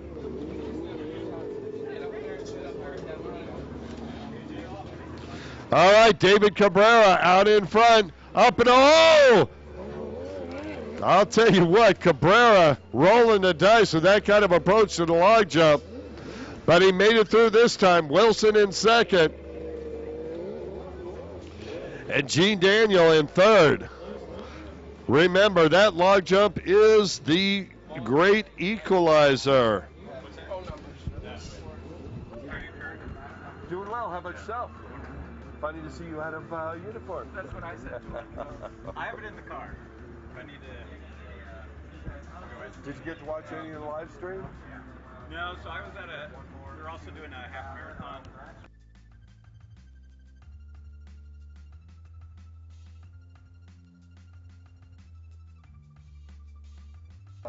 Great drive. Look at this, Cabrera on the outside, Wilson on the inside. Cabrera's going to get on the straight. He'll have the speed and the position, but Jimmy Wilson doing everything he can to hold on right there. Remember, these two were first and second last time. Looks like a repeat. Let's go down below. Rose, have you got Sam Nemi down there? Indeed I do. Sam Nemi down here with me. Another win for you. You were pushing Billy Dearman the entire way until he finally made a mistake and you took over. Tell us, do you have anyone you want to thank for that speed demon out there? Yeah, the ski just ran flawless. Tim Judge from Judge Motorsports makes insane power, as you can see out there. Dearman actually has a Judge motor also, so it was a pretty even battle between me and him. Hamilton makes an amazing hull. So the hull that I'm on is a Hamilton hull that he designed a couple years back along with me and Tim Judge, and it's just working so good out there. Well, it's good to see that everybody's racing well on their boats, and you did a fantastic job of riding it. So congratulations, and good luck in Moto number 3. Thank you, thank you, thank you. Thank you, Rosie. Kind as ever, Mr. Nemi. Thank you so much. Tim Judge, a lot of Judge Motorsports boat in the winner's circle this weekend. I'll tell you what, Tim is a busy guy. And as we've heard, giving up his weekends to come out and support his racers. Gotta love it. Wilson trying to make a move. There's Cabrera, but Wilson right there. Cabrera on the Hydrospace. Wilson on the Kawasaki, the SXR 15F, trying to make that new Kawasaki dominate that soon-to-be relic of a machine. That Hydrospace, Wilson right behind it. Oh, and Wilson, announcer's curse, spins it, stays on, holds on, but that's going to give a little bit of distance once again to David Cabrera. Having a great time out here, Lewisville Lake in Lewisville, Texas. We at our 2017 Heyday Pro Watercross Tour.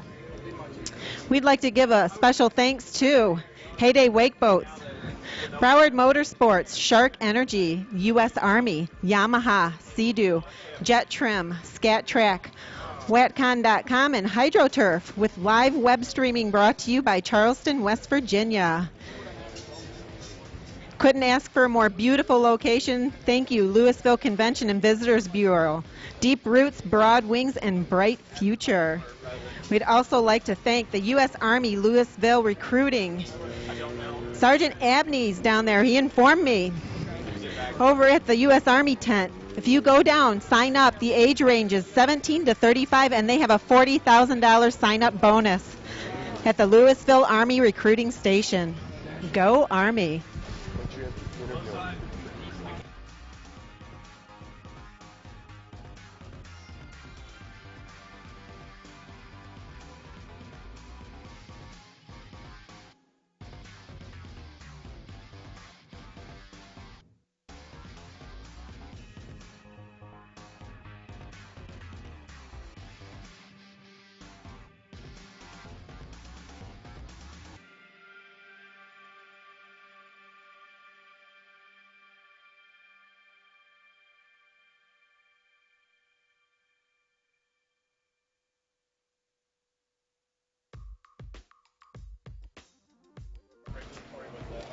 Boy, I tell you, Pro-Am Ski Stock, it has been a battle each and every time these guys have been on the water.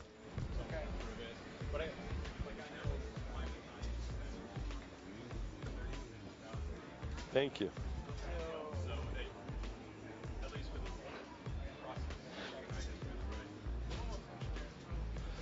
As we have a little bit of break in the action here, not that there's any break in the action as our leaders come by. Cabrera with Wilson in tow, halfway flags, almost, well, they're halfway down, halfway to go.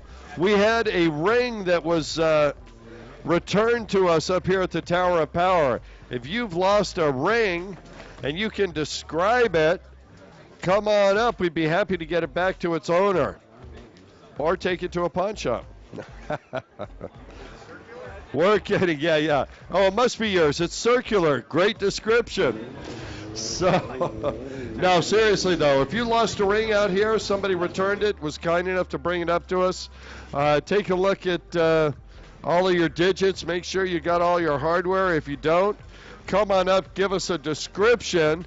As long as you can describe it, fairly accurately, we'll return it to you.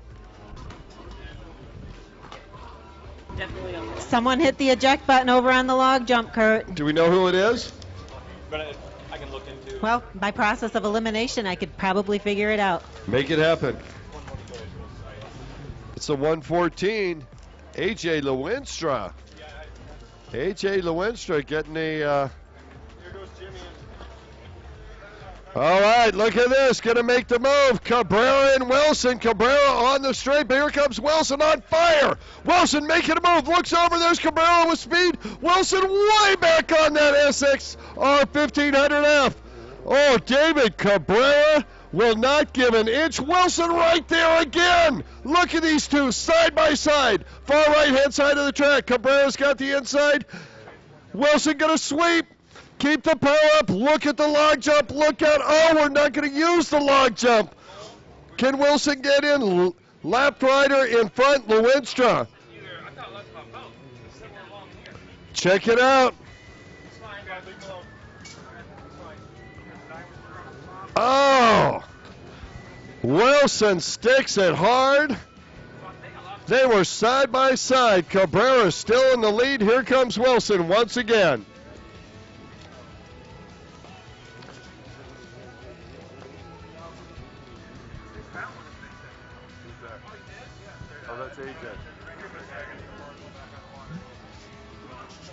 All right. Boy, the battle is raging out there. All right, big thanks out there to the young woman that brought the ring up. We found their owner. He'd like to give you a $15,000 reward, but his thanks will do today. Thank you so much. Wow. I was just telling him, no, I don't think so.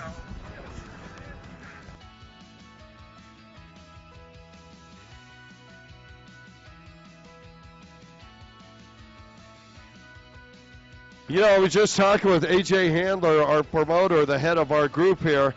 We're saying how the people in Lewisville, Texas, absolutely putting everything out there for us.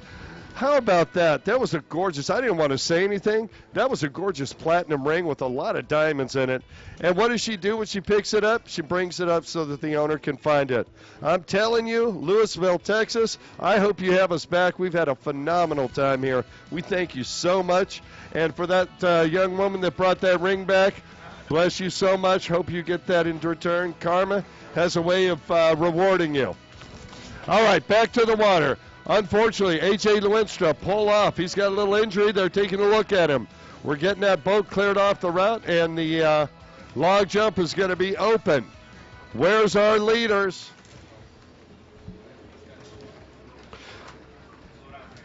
There's Cabrera.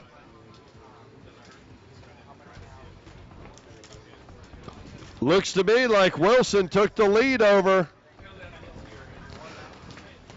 Far outside split, that's got to be Jimmy Wilson with Cabrera in tow.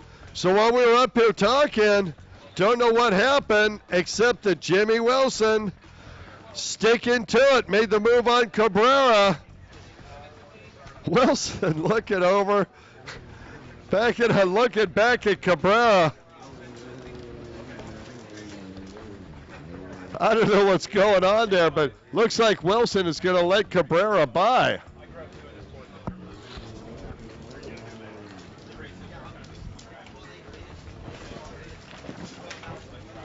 Wow, Wilson, I don't know, maybe there's an issue with that boat. Up and over, makes it cleanly. Cabrera behind.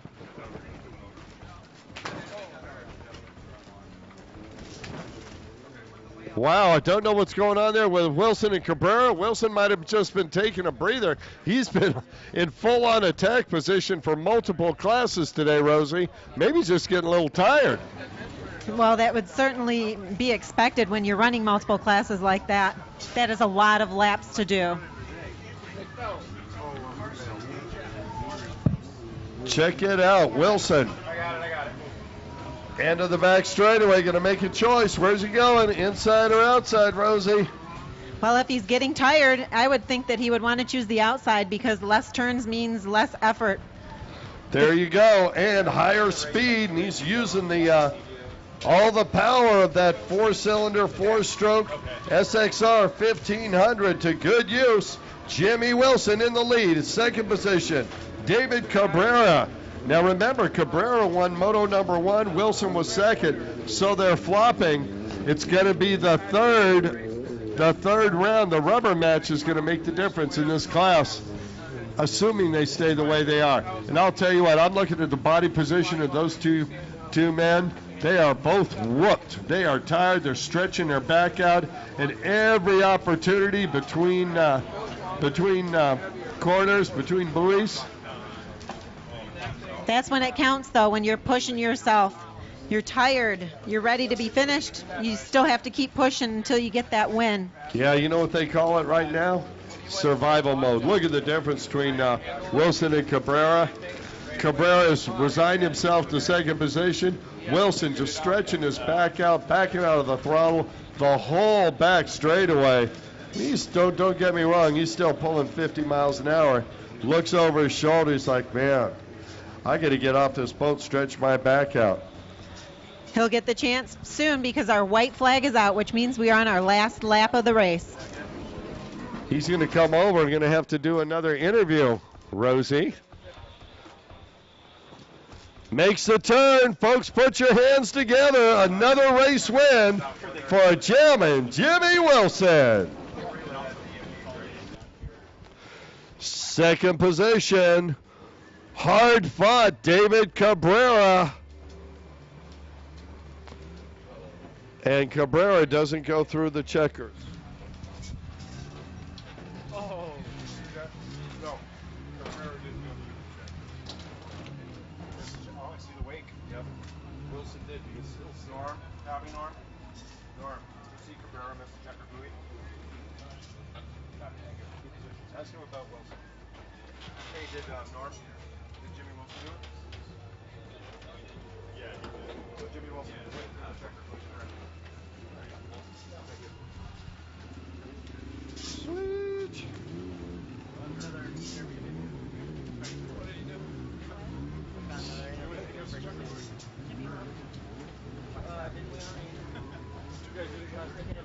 You know what you call that? Fun ducker. Don't call it. Who was the first person we interviewed? Oh, was it Jimmy? Have we already? All right, Drake, back on the water, buddy. Yeah. Yeah. So dude, Different class. Yeah, but it's still the same person. So I think we should do a the second place person. We haven't interviewed. Oh, David Cabrera. Yeah, Sure. we haven't Grab interviewed him.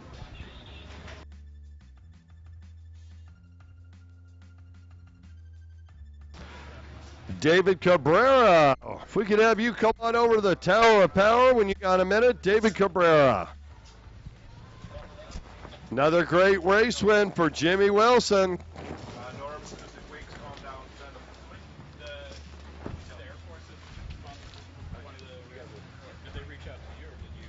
You gotta call these guys out. We're missing the lineup.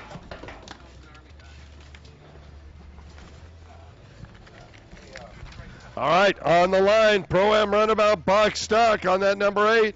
Out of Rydell, Georgia, Jeff Dykowski. We do have the 110, Troy Snyder out of Bradenton. Glad to see him back aboard. And on that 247, Dylan Osborne out of Groveland, Florida.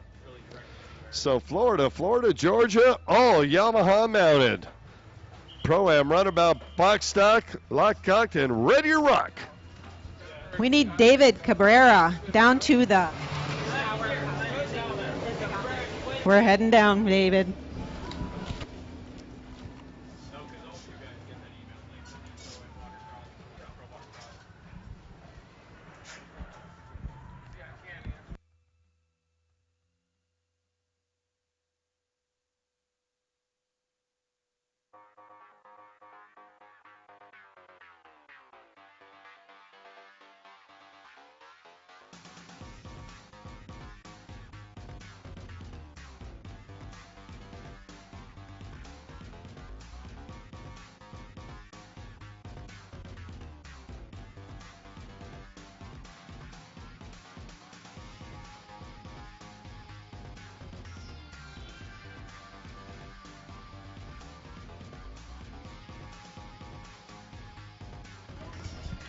Check. All right. Sorry, had to swap a few batteries out. Thanks so much to Panasonic.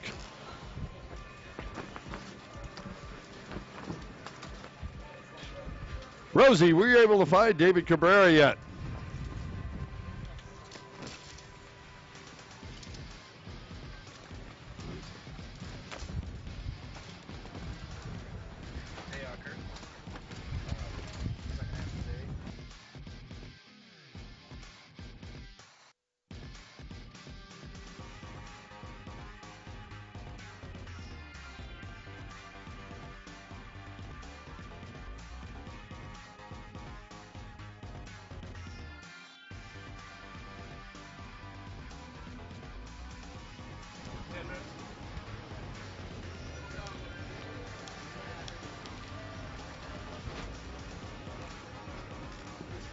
All right, the end of this race, we're going to have a little break. We're going to start right back up at 1 o'clock on the dot.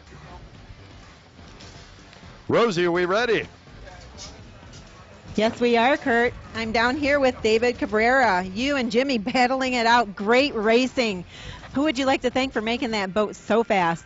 Bravo Motorsport, Lewis from TMR, Exotic Signs for making it look good, Ruben from Westport Performance. It's a whole bunch of people. We call them sponsors, but they're more like friends. They will stay late night. They'll work on the boat. Lewis is tremendous. Sam, too. They're very good people. Well, you definitely make it look easy out there, and congratulations on a great race today. Jimmy gave me a good run. Unfortunately, the boat shut off on the straightaway. I think it was the lanier. He's a good racer. I've been racing for a long time. I'm lucky to be here, still be in this type of shape. We'll do it better, and we'll do it stronger the next time. Great. Thank you so much. Thank you. Back to you, Kurt. Well, Rosie, don't go anywhere, because I believe we are sending down our captain from yesterday. Remember, he did the enlistment ceremony. I'm sorry. At my age, sometimes those words, they don't come that easy. like to talk to him a little bit about what it takes to get enlisted and what it takes to get in the Army. I remember 30% is what I heard last time. Anyway, Rosie, we'll leave it up to you in just a moment. Right now on the water, Pro-Am runabout box stock. Looks like Jeff Dykowski out in front. Troy Snyder in second. Dylan Osborne. I may have those flipped. We'll have to check them when they come back here. Sorry, folks. A lot of action going up on the Tower of Power. Pretty exciting races here in Lewisville, Texas. Lake Lewisville. I'll tell you what. You know who's having the most fun here today? Those people that are signing up and getting out on that Heyday wakeboard boat. How do you know you come up for a race and you get to go wakeboard for free? Love it. By the way, we're still going to be giving away that large TV if you sign up. There's Dykowski. And that is Dylan Osborne in the second position, Troy Snyder in third.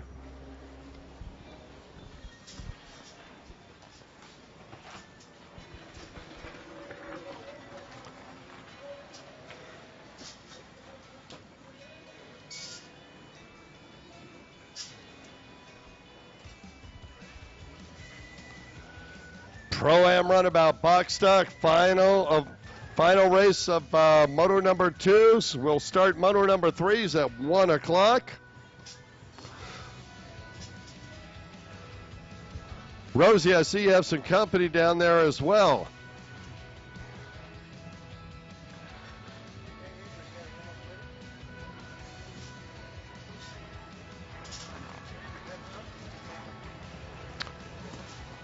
Avery, got a radio on. Radio.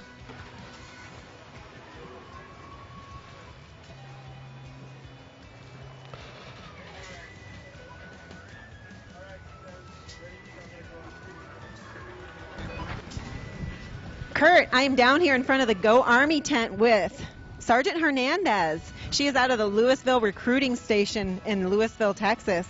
We have a few questions for you. What is the age limit that you have to be to sign up for the Army? The age limit would have to be 17 with parental consent, and 35 is the age max.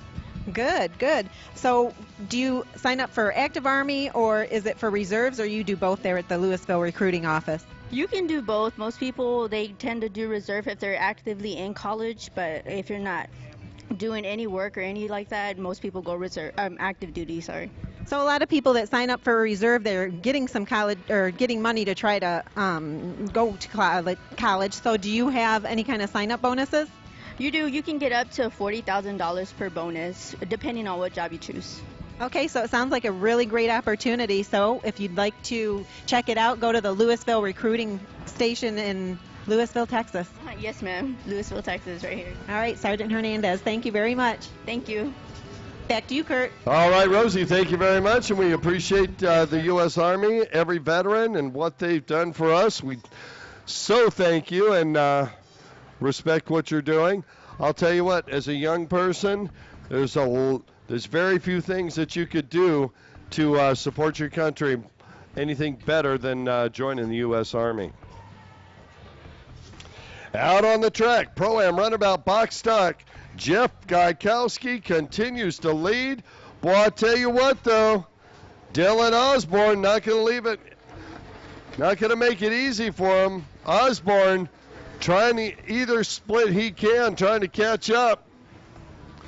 Dykowski, far right-hand side of the course with the lead. Boy, talk about a great vantage point. You're on kayaks watching the Pro Watercross National Tour, sponsored, of course, by Heyday Wake Boats and the U.S. Army. Presented to you by Broward Motorsports. By the way, that is Sam Nemi, is the principal there at Broward Motorsports, for those of you who didn't know. What a great gentleman. He's he owns a dealership. He's out here holding for the novices. Always ready to jump in and give a hand. and defers when you ask about how good he's doing. He defers to Judge Motorsports for building his motors. Gotta love it. All right, Dykowski with the lead. Second position, Osborne. Snyder in third. Troy Snyder trying to move up. Looks like he's having some issues getting that boat to turn, I'll be honest. So while it's down there at the Go Army tent, what did I miss? Great racing. Jeff Dykowski got out in front, and he's held Dylan Osborne behind him for the whole race so far. From my vantage point, looks like Troy Snyder's got some issues with the handling of that boat. Doesn't seem to be able to keep it tight to the buoys as tight as he'd like. I don't know, maybe I'm just displacing, because I know Troy for so many years. He's a top competitor, and I would expect him to be out at the front as we've seen him early on in this tour. Okay, so maybe some hull or ride plate issues? Something in the prop? Who knows? I don't want to postulate at this point. I'm just going to say it surprises me that he's that far back. That's just not normal positioning. However, Jeff Dykowski, we've seen him at the front quite often, and Dylan Osborne has been making moves forward at every round now. He is right behind the leader, Dykowski. Dylan Osborne wants to make the move. Maybe a changing of the guard right in front of us, Rosie. Troy Snyder.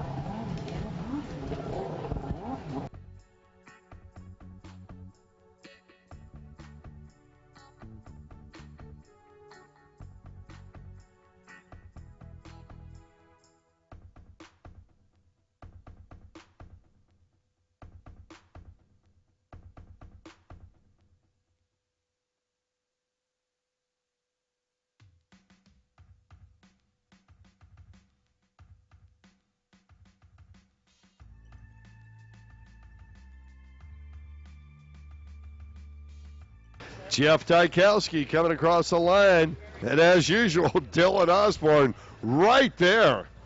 It's like they got a bungee cord between them. Every once in a while, Dykowski will get a little bit further out, and all of a sudden, Osborne will slingshot back behind him. These are the top two Pro-Am runabout box stock, and when they are over, we will take a little break. Folks, please hydrate, hydrate, hydrate. Make sure you've got some sunblock on.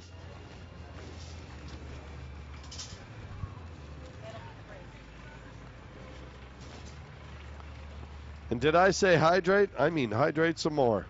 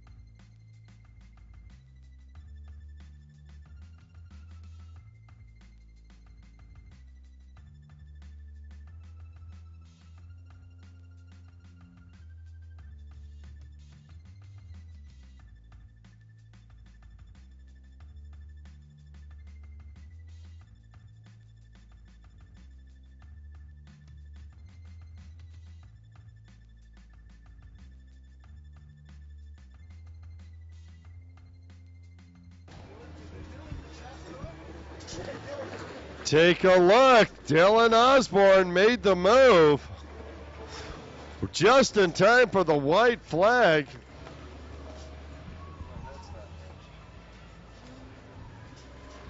I'm sorry, no, that was Troy Snyder. He's moving over. Dylan Osborne is still in that second position with a desire to move up.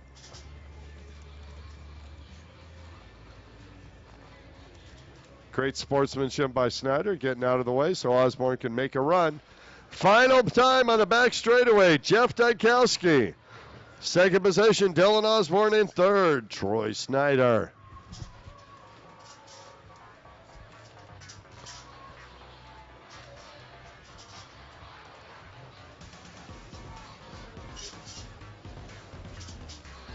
Folks, put your hands together.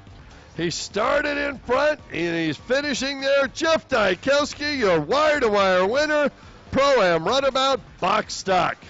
Second position, boy, I tell you what, got the persistence of a pit bull.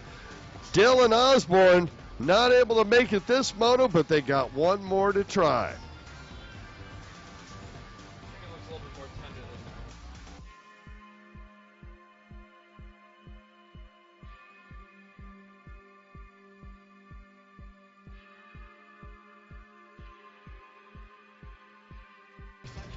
All right, for everybody on the live stream, sponsored by Charleston, West Virginia. Thank you so much. We will be back on the live stream just after 1 o'clock. Hours time, Central Time, I do believe. All right. Thank you so much. Look forward to the next round of racing. Our moto number 3s where we're going to crown champions. It's like chicken and brisket.